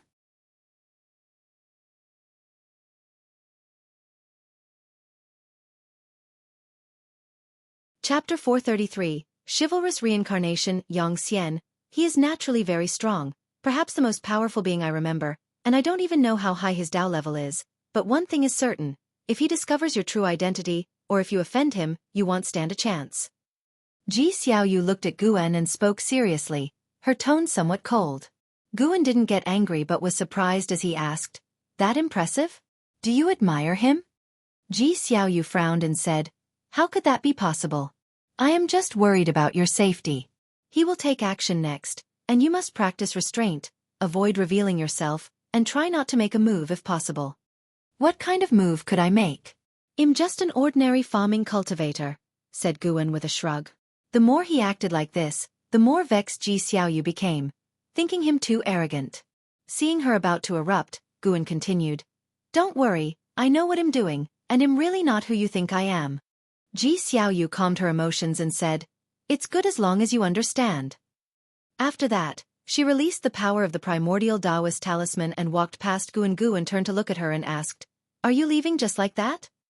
"Yes, I need to continue my cultivation," Ji Xiaoyu said without turning back. Guan didn't try to persuade her further, feeling helpless inside. "I really am not a descendant of the dragon clan." As for the Annihilation God Emperor, he did indeed feel wary, but not towards this Annihilation God Emperor. It was the original one he was cautious of. Guan sat in his own chair and took out a leisure book to distract himself. Regardless, it was a good thing that the Annihilation God Emperor hadn't recognized him as Long Qing, nor had he seen through Long Qing's real identity. It proved that Guan still had time to grow. In this life, he wasn't going to be as reckless as Long Zhan. A year later, the 900-year-old Xian came to the hidden spirit palace where first he gathered medicinal herbs, with the deep-sea dragon carp following closely behind, carrying the basket for him. "This herb, my junior sister should like it. This one for Jiang Qiong, it hasn't been easy for her. These are for Tian Yaoer, she has a big appetite."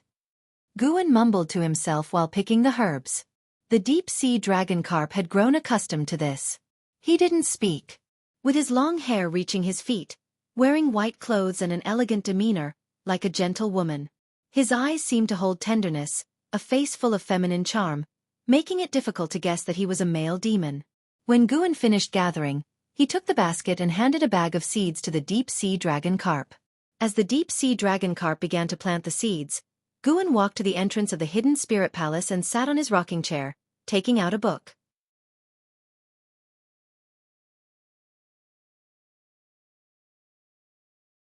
Why is there another person trying to tell fortunes?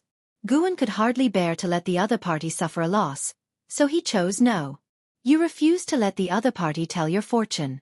The person feels somewhat disappointed and bids you farewell. At the age of 15, you condensed a golden core with sword intent within, becoming an unmatched prodigy the purple micro-immortal mansion hadn't encountered in 10,000 years.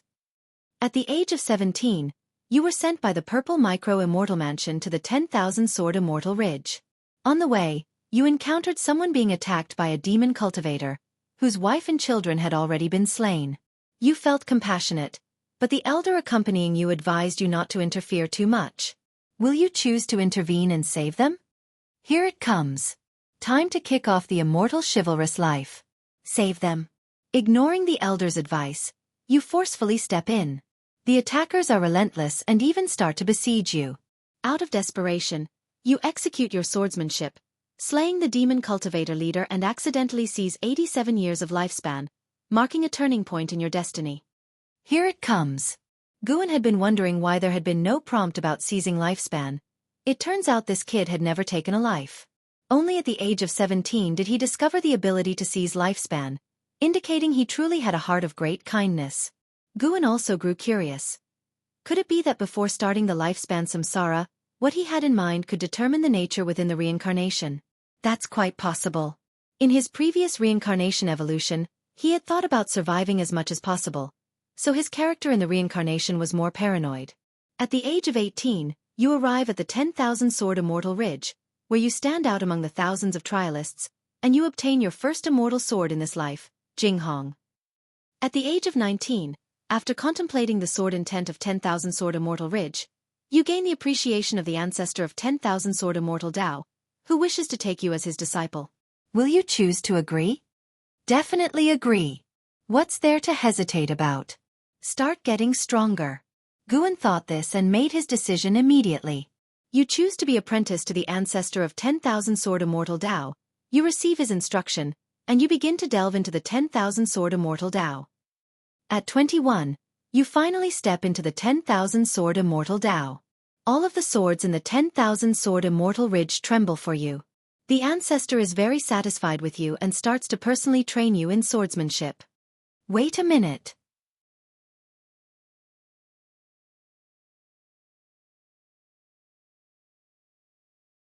Chapter 434 Sword Dao Life. Although it was impossible to determine Yang Xian's realm from the hints, he seemed very strong. Most importantly, he was only 21 years old. Guan contemplated as he read the information.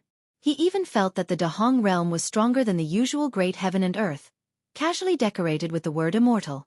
At 25, your master, the founder of the 1,000 Swords Immortal, summoned you alone, the message read. When you went to see him, he claimed he wanted to pass on the position of head of the 1,000 Swords Immortal Peaks to you. If you accept the chief fortune of the 1,000 Swords Immortal Peaks, you will be able to command all the immortal swords, divine swords, and treasure swords there, and even gain longevity, but the price is the loss of your freedom. Do you choose to accept the position? Lose my freedom? No way. No. Guan immediately refused. In this life, he intended to experience the life of a chivalrous hero, not to pursue longevity. And what about the reincarnation Bodhi's original self if it obtained longevity? You refuse the position of head of the 1,000 Swords Immortal Peaks. The founder does not coerce you but assigns you an experience task to track down the eldest senior brother who has betrayed the sect. At 30, you arrive at Blood Deer City where the eldest senior brother was last seen. You meet Feng Meng, the city lord's daughter, and after a stream of fateful encounters, feelings blossom between you. Under her lead, you sneak into the underground city and come across a heritage, learning the killing sword technique. At 31, a mysterious cultivator attempts to sacrifice the entire city's population. You discover that he is the eldest senior brother you have been looking for. After a violent battle, he captures Feng Meng and threatens your life unless you destroy your sword intent. Do you choose to accept? Upon reading this, Guan mused that love was indeed a stumbling block for swordsmen. But as an aspiring swordman, How could he not save Feng Meng? If he listened to this eldest senior brother, he would be willingly surrendering. A dilemma. After a moment of struggle, Guan decided to trust Yang Xian. If the eldest senior brother felt threatened by Yang Xian, it indicated that he was wary of Yang Xian, who must also have an ace up his sleeve. If he died just like that, then it meant the path of chivalry was not viable. He would just read books in the future and give no further thought to it.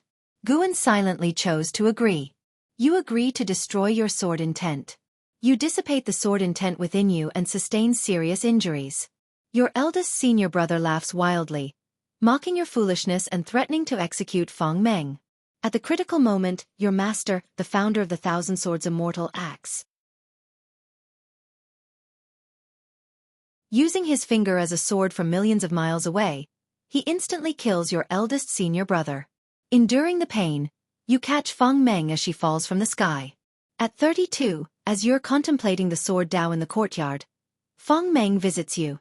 She confesses her true feelings, wishing to marry you and for you to inherit her father's legacy and walk the path of immortal cultivation again. Do you choose to accept her? No. Never marry. Without hesitation, Guan made the decision on behalf of Yang Xian. If the original self has not married, what right do you have? You reject Feng Meng's heartfelt proposal, leaving her deeply hurt. That night, you secretly leave Blood Deer City and pursue your own sword Dao. The subsequent hints were all about traveling and performing chivalrous deeds. Yang Xian did not return to the Thousand Swords Immortal Peaks, nor did he go back to the Purple Micro Immortal Mansion. Seeing Yang Xian walk the path he wished to, Guan felt gratified. Yang Xian was more obedient than the previous reincarnation bodies. At 40, based on your years of acting heroically, you earn a good reputation, but you still cannot recondense sword intent, nor can your Dao level grow. You find yourself in a quandary, uncertain whether to engage in a killing tribulation, executing those extremely vicious to seize their lifespan and thereby restore your sword Dao. Do you choose to undertake the killing tribulation? Kill extremely vicious people. What's there to hesitate about? Guan felt that taking lifespan did not conflict with being heroic. Being a hero didn't mean killing no one. What he had to do was to punish evil and promote good. You choose to undertake the killing tribulation, but another voice within cautions you, placing you in another dilemma. Voices urge you to take up the butcher's knife, warn you of the Demon King's initial intentions, and in the end, you choose not to engage in the killing tribulation, remaining true to your Taoist heart. In the esoteric process, you sense a wisp of sword intent close to you, yet invisible and intangible. It actually resists my choice? For the first time, Guan encountered such a situation. Fortunately, Yang Xian had his own realizations, which made Guan even more hopeful. At 41, while saving someone, you are severely injured by a great cultivator. You flee into the river and drift down into an isolated island, where you find an abandoned bamboo tower to recover. At 43, having observed the mist in the forest for a long time and contemplating the natural world, you begin to create your own swordsmanship. At 45, you founded 1,000 forms of swordsmanship, reconvened your sword intent, and you welcomed the path enlightenment. At 48, your achievement in the sword Dao surpassed what came before. Every blade of grass and tree seemed alive with intent, as did the mountains and rivers, and you embarked on a path of the sword Dao that belonged only to you. At the age of 50, a youth stumbled upon your island, mistaking you for an immortal and wishing to take you as his master. As soon as he arrived, the bamboo swords you crafted quivered, and you sensed a sword intent from him, realizing he was the innate sword intent the sword immortal ancestor spoke of, a person naturally suited for sword practice. Did you choose to take him as a disciple? Innate sword intent? Is it that formidable? Without much thought, Guan chose to agree. Taking a disciple was not a bad thing. After all, he himself had taken disciples. Every choice brings both fortune and misfortune. As long as he did not resist in his heart, willingness was sufficient. You chose to take the youth as a disciple, hearing that he was raised by bandits and had no real name, thus you named him Yang Pingon. At 52, Yang Pingon had mastered all your sword techniques, but he could not yet perceive sword intent nor could he refine his own. Moving on, Yang Pingan's name appeared in every prompt. Yang Xian advanced his own understanding of the sword Dao while observing Yang Pingan's cultivation. Guan was astonished. The natural talent of Yang Pingon in the Sword Dao was truly exceptional, even exceeding Yang Xian's by some measure. At 60, your Sword Dao reached even greater heights. That year, Yang Pingon desired to leave the island to gain experience. Did you choose to allow him to leave? No. Having only practiced for a few years? With such little skill going out, is he seeking death? You disagreed with Yang Pingan's departure. Dissatisfied, Yang Pingon thus agreed to the rule you set. He could leave to gain experience only after he defeated you. He dedicated himself to intensive cultivation. Reading this prompt, a bad premonition suddenly arose in Guan's heart. Could it be that master and disciple will turn on each other later? As Guan pondered, he watched the incessant flow of prompts before him. It was still about cultivation, yet now included the challenges from Yang Pingon.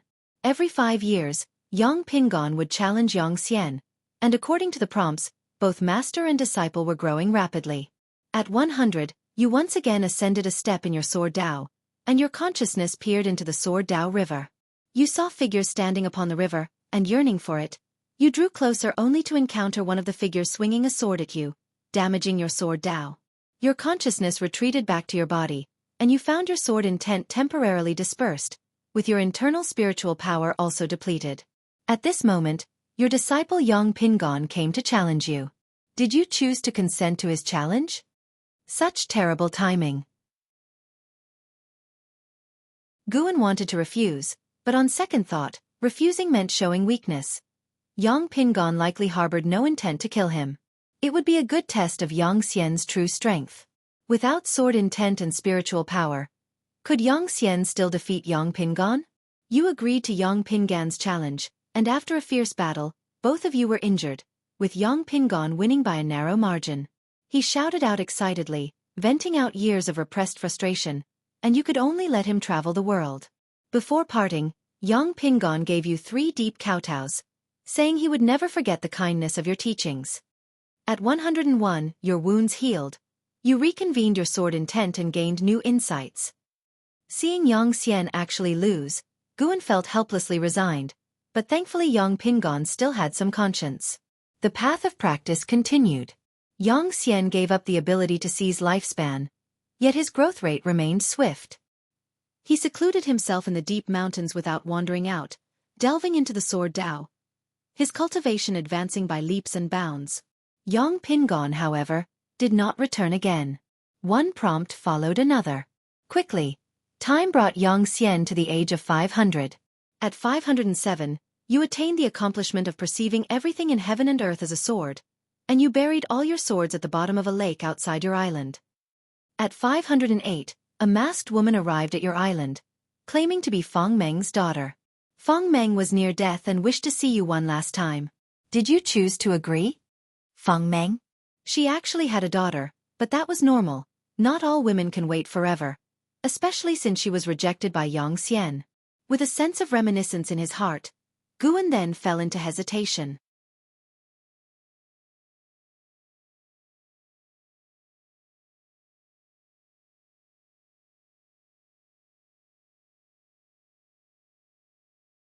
He had slain a great demon that shocked the world, exposed the evil plans of a reputable sect, and even stopped the demon path from massacring the people of the dynasty. His deeds were widely known and had become legendary. At the age of 9,999, after meditating for 10 years, you finally attained enlightenment, transformed your golden core into a primordial elixir, and achieved the carefree Taoist skill. Wah! A carefree primordial immortal not even 1,000 years old? What kind of talent is this? Yang Xian didn't possess vast immortal cultivation resources and didn't even have a great power often giving him guidance, yet he cultivated so quickly? After becoming a carefree primordial immortal, Yang Xian could do even more. He even came into contact with the greatest evil of the Dahong realm. Dahong Dao Heaven. This was the strongest force in the Dahong realm, located above heaven and earth, like an immortal overseeing all living beings. They took mortal spirits as food, indiscriminately plundered the Dao level of cultivators, all while remaining excellently concealed. Even if someone knew, those with knowledge dared not speak out. Yang Xian was approached by a cultivator, whose family had been slaughtered by the Dahong Dao Heaven for help. Thus, he learned of their heinous acts. Although Da Hong Dao Heaven possessed a power surpassing the 9 heavens of the immortal path and he could not shake them, he still chose to help the seeker of revenge and executed the carefree primordial immortal of Da Hong Dao Heaven. Decades later, the Da Hong Dao Heaven sent people to recruit him. Knowing his character, Guan helped him decline the invitation from the Da Hong Dao Heaven. After that, great cultivators occasionally attacked Yang Xian. He repelled them one by one, until he finally faced suppression by a mysterious great power. Due to the vast difference in cultivation levels, Yang Xian was struck into the mountains by a single hand of his opponent. At the critical moment, a sword light cut through heaven and earth and saved Yang Xian. It was none other than his first mentor, the sword ancestor of 10,000 swords. The sword ancestor of 10,000 swords rescued Yang Xian and took him out of the Dahong realm, to hide in a secluded minor heaven and earth. The sword ancestor of 10,000 swords warned Yang Xian never to oppose the Dahong Dao Heaven again, as he could not protect Yang Xian if he truly angered the Dahong Dao Heaven. Faced with the choice, Guan decided to endure in silence for the time being. Once Yang Xian's injuries healed, the sword ancestor of 10,000 swords began to instruct him in cultivation, and after 10 years of personal teaching, the sword ancestor left. Yang Xian resumed his cultivation and leveling up. He no longer sought to rescue individuals from suffering. He wanted to help all the living beings of the Dahong realm. This cultivation lasted tens of thousands of years.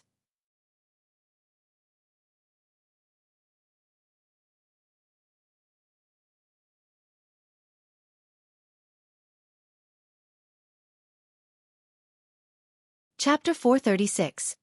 Achieving Sword Dao Saint Ancestor, a free immortal of 70,000 years, achieved his realm through meditation and cultivation. Impressive indeed. Guan was even more excited about Yang Xian's future, wondering if he could surpass the free immortal realm and overcome the death tribulation that awaited according to past experiences.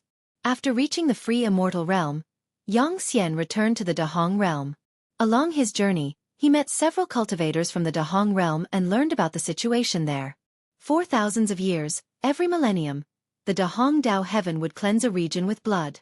There were less than 100 regions in the Dahong realm, and now, its cultivators were wary of the Dahong Dao Heaven and started to establish their dojos in Outer Heaven.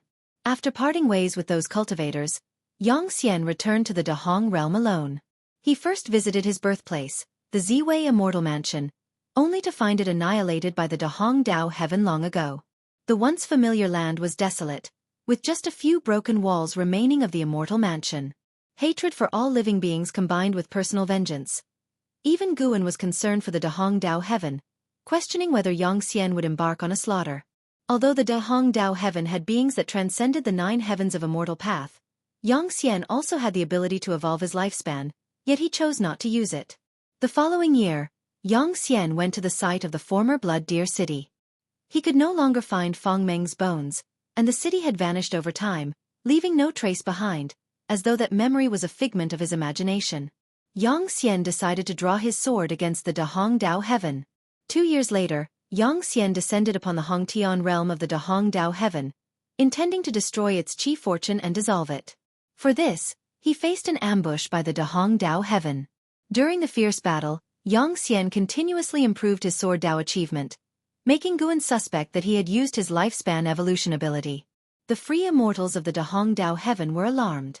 10 free immortals besieged Yang Xian, but he held his ground, wielding the world's essence as his sword, casting a brilliance that shook the ancient and modern world, even harnessing the power of the Sword Dao River. The Sword Dao River, like the River of Destiny and the River of Time, was a manifestation of the Dao. Mortal spirits could not fathom it.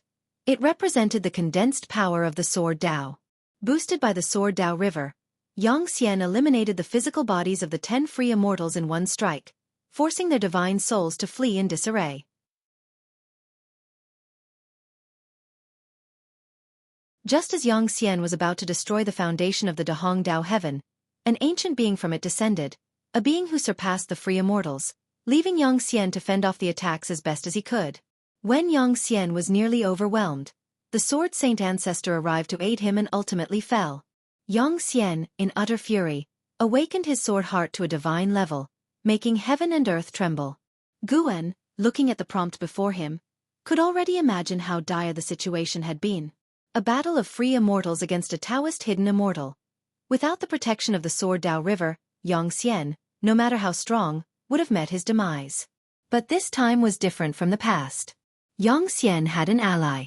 After tens of thousands of years, his disciple Yang Pingon appeared to help. Remarkably, Yang Pingon had also become a free immortal. Together, teacher and student united in their sword Dao, critically wounded the old ancestor of the Dahong Dao heaven, and forced him to flee beyond the heavens. In the end, Yang Xian and Yang Pingon together destroyed the foundation of the Dahong Dao heaven. The heavenly Dao sensed their action, and grand heavenly Dao merit fell upon them. Their cultivation levels skyrocketed, and they both condensed Tao fruits. Taoist hidden immortal. A Taoist hidden immortal of less than 100,000 years, and moreover, a teacher and student duo. Guan was deeply moved. If he had not taken Yang Pingon as his disciple back then, Yang Xian would likely have died at the hands of the Dahong Dao heaven. The chief fortune of the Dahong Dao heaven dissipated. Its followers scattered and fled. The news spread far and wide. The names of the Sword Saint and Sword God resonated across the world, becoming legends of the Dahong realm. Afterward, Yang Xian chose to leave the Dahong realm. Yang Pingon declared his intention to create a new world order, pledging to protect all living beings personally. Yang Xian gave him a deep, meaningful look, then set out to roam the cosmos beyond the heavens alone. Yang Xian arrived at a fragmented world beyond the heavens to engage in path enlightenment. His battle with the Dahong Dao heaven had given him much insight. Guan saw multiple prompts of him comprehending the Karma Dao, Chi Fortune Dao, Fate Dao, and Creation Dao. At the age of 100,034, a mysterious figure invaded your dojo, claiming to be the Black Profound Emperor and challenging you to a combat. Do you choose to accept? Black Profound Emperor. Guan's spirits lifted at the sight of these three words. However, he was unsure whether Yang Xian's time was in the past or future, thus unable to judge the Black Profound Emperor's cultivation level. For now, better refuse. I'll take care of him myself later. Such were Guan's thoughts. You choose to refuse the Black Profound Emperor's request for a combat. However, he unexpectedly made a move.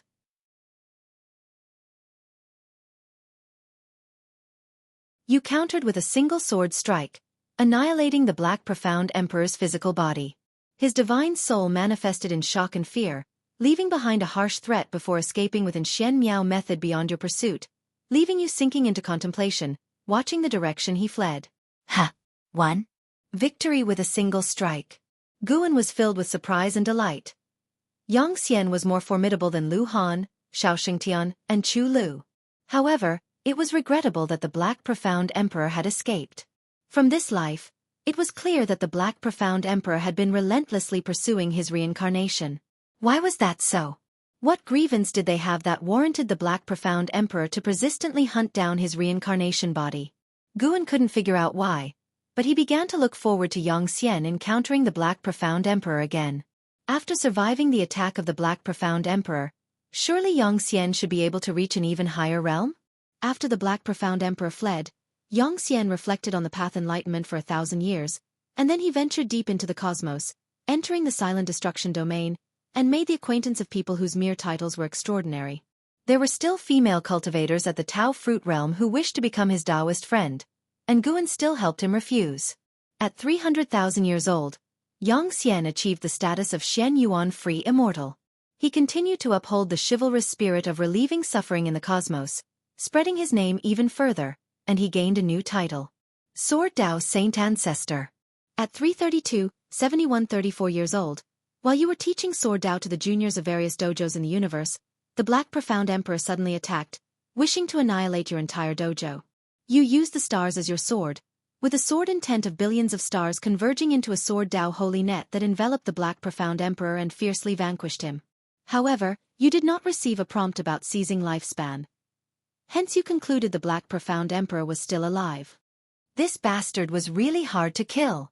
Guan began to grind his teeth. The prompt continued. After 350,000 years, Yang Xian wanted to see just how vast the universe was and continued his travels. In the end, he arrived at the boundary gate. Guan inwardly cursed his luck, but had no choice in the matter. At 350,008 years old, upon arriving at the boundary gate, as you were immersed in the profound Tao of the boundary gate, a figure stepped out from within the gate and attacked you, causing your physical body to perish. Your sword intent barely protected your divine soul, but the assailant struck again, annihilating your divine soul. You died at the hands of the heavenly spirit god. Reincarnation cycle has ended. Guan's face darkened. He knew it would be this way.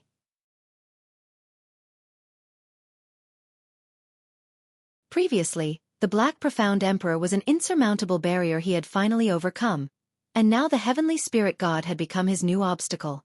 How foolish, Yang Xian, why did you have to be curious? If you hadn't gone, wouldn't you have avoided death? Guan vanished into thin air from the chair and arrived in the midst of the cosmos, settling on a meteorite. He activated the lifespan barrier and then received Yang Xian's life memories. Feeling Yang Xian's life truly was even more poignant. During his life, he had never used lifespan evolution, and although he could not see Yang Xian's prompts directly, Yang Xian's sword Dao and cultivation level didn't skyrocket within a single ancient hour, except for the time he received the heavenly Dao merit. Moreover, throughout his life, Yang Xian had slain fewer than 100 living beings. What a terrifying will! The death of Feng Meng grieved Yang Xian deeply, and Guan felt the same sorrow. The obliteration of the Purple Micro-Immortal Mansion and the fall of the Wand Sword Immortal Ancestor also caused Guan distress but did not dampen his spirits. Guan focused on understanding Yang Xian's 2 encounters with the Black Profound Emperor. The Black Profound Emperor was very mysterious, each appearance shrouded in black mist around his body, preventing any glimpse of his true face. From the battles, it was evident that the Black Profound Emperor was no match for Yang Xian. But Yang Xian was no match for the heavenly spirit god either. It's worth noting that, moments before his death, Yang Xian left behind some items, sparking some expectation within Guan. He wondered if he would ever come into contact with those remnants.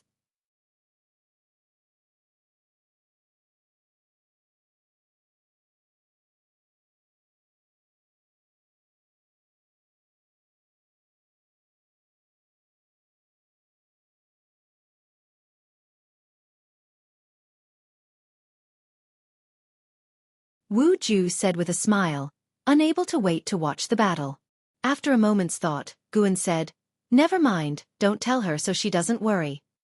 "That makes sense," Wu Ju nodded and continued. "You know, just how powerful is and how now. He dares to challenge a loose immortal at the Nirvana realm.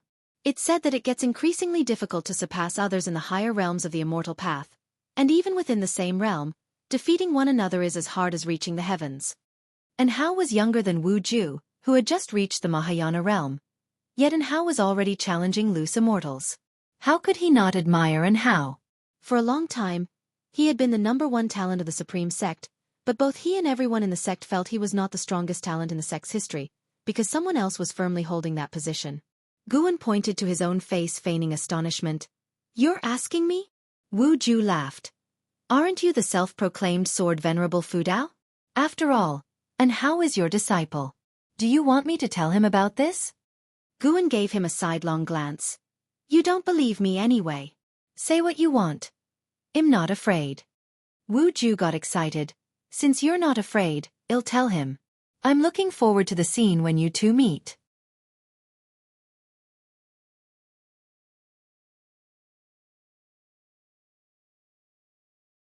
Chapter 438. Dahong Sword Heaven. Wu Ju argued with Guan for a while before leaving in a hurry. Today the Supreme Sect had just received news, and because the journey was long, he had to leave immediately. The Hall of Elders of the Supreme Sect was also anticipating in Hao's strength, so the arrangements were made urgently. In the following 3 days, the news of Hao challenging a loose immortal spread to the Third Medicine Valley, sparking discussions among the disciples. As Hao's junior sister, an Xin naturally received a lot of attention. Guan went downstairs and looked afar, seeing an Xin surrounded by dozens of female disciples chirping incessantly, their voices merging into a noisy chorus. He had just ascended the stairs when Ji Xiaoyu stepped out of the door. Guan initially thought she was looking for him, but she merely glanced at him before leaping up and swiftly flying out of the Third Medicine Valley. Guan subconsciously deduced Ji Xiaoyu's fate, and knowing what she was about to do next, he felt relieved. He walked towards the dojo. This time, he was not interested in playing chess. Upon reaching the dojo, Guan did not step in but instead watched from the periphery as disciples and cultivators played chess. It was unusual not to see the 9-Finger Divine Lord, and Guan felt somewhat unaccustomed. Long Qing approached from the entrance of the valley. Spotting Guan, his eyes lit up, and he hurried over. He came beside Guan and curiously asked, "Master, would you like to play chess? Shall I keep you company?" Guan glanced at him and said, "You, a lousy chess player, play with me? Didn't I ask you to cultivate your Taoist heart? Why are you fooling around with the white spirit rat again?" Hearing this, Long Qing scratched his head awkwardly and said, "It claimed it had found a treasure and wanted me to accompany it." Guan asked, "And then?" Long Qing clenched his fists in frustration and gritted his teeth. "It tricked me into a cave and then filled the entrance with dung. It infuriated me. I must settle the score later, master. It's really despicable." Upon hearing this, Guan silently stepped back. Long Qing continued to curse the white spirit rat. In the entire Third Medicine Valley, except for an Xin, everyone detested the white spirit rat. Though it was merely mischievous without truly harming anyone, and occasionally even gifted treasures to the disciples it had bullied, they could only endure its antics. Listening to Long Qing's complaints, Guan just listened without comment. Although the white spirit rat was nasty to others, it was very submissive to him, often trying to please him. How could he punish it? After Long Qing had finished venting, Guan suddenly asked, "I'm planning to establish a sword mountain. Where do you think it should be located?" Sword Mountain.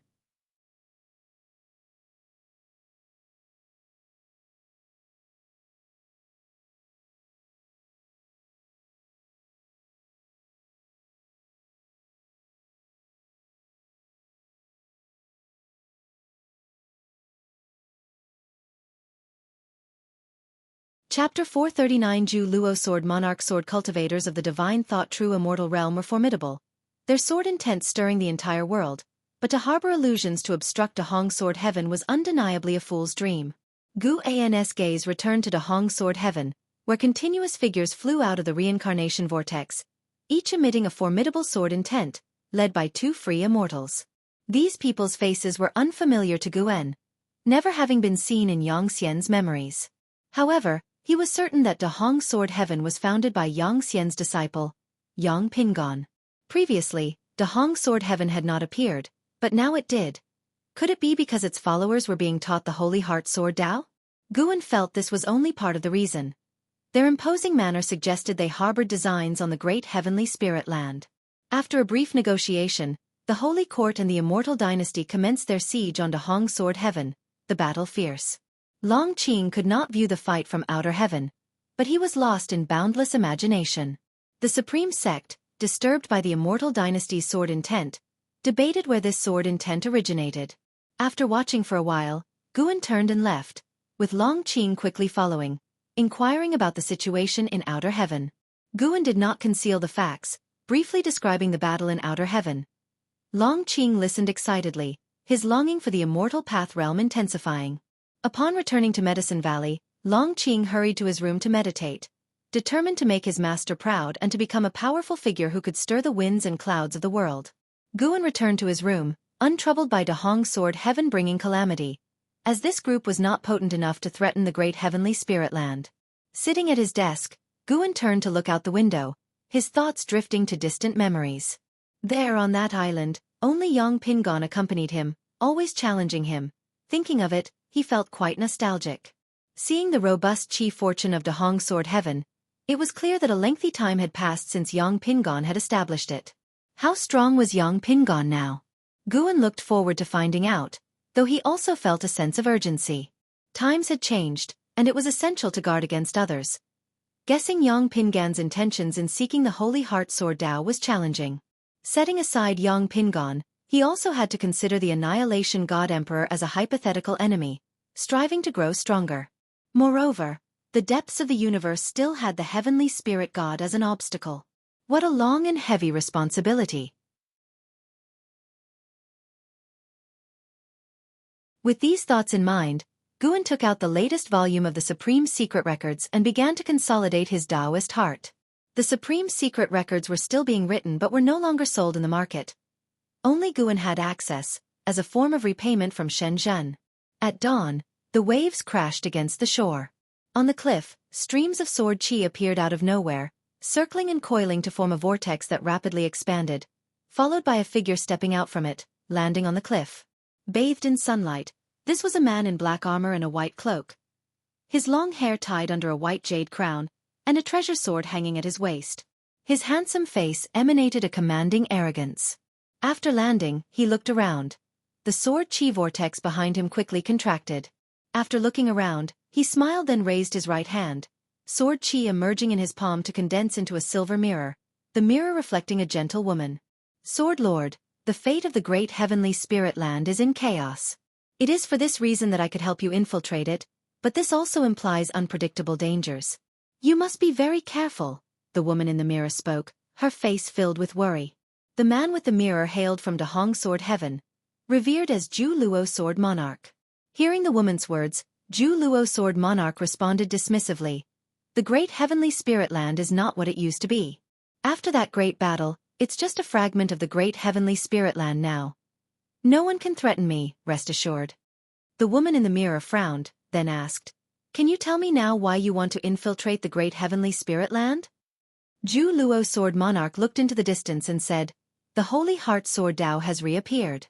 Those above wish to find the reincarnation or inheritor of the Sword Dao Saint Ancestor to serve him, but I disagree. I will defeat him and prove that Dahong Sword Heaven does not need to pursue the Holy Heart Sword Dao. I will create an even stronger Sword Dao. Upon hearing this, the woman in the mirror's expression drastically changed. Just about to speak when Ju Luo Sword Monarch crushed the silver mirror, dissipating it into sword chi. He then identified a direction, stepped forward, transforming into a streak of sword light soaring toward the end of heaven and sea, leaving behind a trail of sword chi mirages, like a mirage hanging above the vast ocean. At the same time, North Sea Mountain, Guan, wearing a mask, sat on the eaves reading a book, his divine thought locked onto Ju Luo Sword Monarch. The ninth layer of the free immortal realm was intensely replete with the cause and effect of reincarnation. It was estimated that the reincarnation tribulation was about to end, only half a step away from the Tao fruit realm. When the other party descended onto the great heavenly spirit land, Guan had detected him immediately and also heard what he had said. He didn't consider Ju Luo Sword Monarch a threat. Rather, the implications behind the words of the Sword Monarch gave him pause. Did Dahong Sword Heaven intend to serve the inheritor of the Holy Heart Sword Dao? Guan remembered that although Yang Xian had imparted the Holy Heart Sword Dao to Yang Pingon at the time showed no surprise but instead smiled, saying his own Sword Dao was not inferior to the Holy Heart Sword Dao. At that time, Yang Xian's Holy Heart Sword Dao was merely rudimentary, nowhere near as strong as it was when contending with the heavenly spirit god, and countless years had passed since then, with the Holy Heart Sword Dao having reached unimaginable levels through the Sword Dao River. Could it be that Yang Pingon had faced setbacks in his Sword Dao and come to believe his own was inferior to the Holy Heart Sword Dao? Guan speculated about what might have transpired after Yang Xian's death to make Dahong Sword Heaven so highly esteem the Holy Heart Sword Dao. As for Ju Luo Sword Monarch seeking to trouble him, he wasn't too concerned. What waves could a mere free immortal stir up? If he dared to act against him, Guan wouldn't hesitate due to past feelings. He would kill if necessary. He wasn't Yang Xian. He didn't confine his actions within so many strictures. In the courtyard, Sage Xian Miao, holding a secret book, looked up at Guan and anxiously said, Mountain God, this secret book is too profound, I can't understand it at all. Back at Three Pure Ones Mountain, he had been considered a prodigy, able to grasp any Taoist sorcery with just a glance. Yet, when faced with the secret book bestowed by the mountain god, he couldn't comprehend it at all. Guan nonchalantly replied, If it were that easy to fathom, becoming an immortal wouldn't be so difficult. Centuries had passed, and Sage Xian Miao had already achieved the Mystic Heart Realm Cultivator status. His talent was not lacking, it was just that Guan hadn't prioritized nurturing him. Upon hearing this, Sage Xian Miao could only manage an awkward smile and continued to delve into the secret book in his hands. Boom! A deafening boom suddenly came from the sky, startling Sage Xian Miao to look up and see a huge ball of light appearing and rapidly expanding, with strong winds soon descending upon the mountains and forests. Sage Xian Miao quickly stood up, frowning deeply. With the mountain god still there, he was not panicked. Mountain god, a sword intent ascended to the heavens a few months ago, and now this bizarre phenomenon has occurred. What could be the reason? Sage Xian Miao asked, turning to Guan as the tempest tousled his long hair. Guan answered, Obviously, someone is fighting. Hearing this, Sage Xian Miao fell into silence. Though he was secluded from the world, people still passed by this place, allowing him to keep abreast of the major happenings overseas, which was currently in the midst of rare chaos.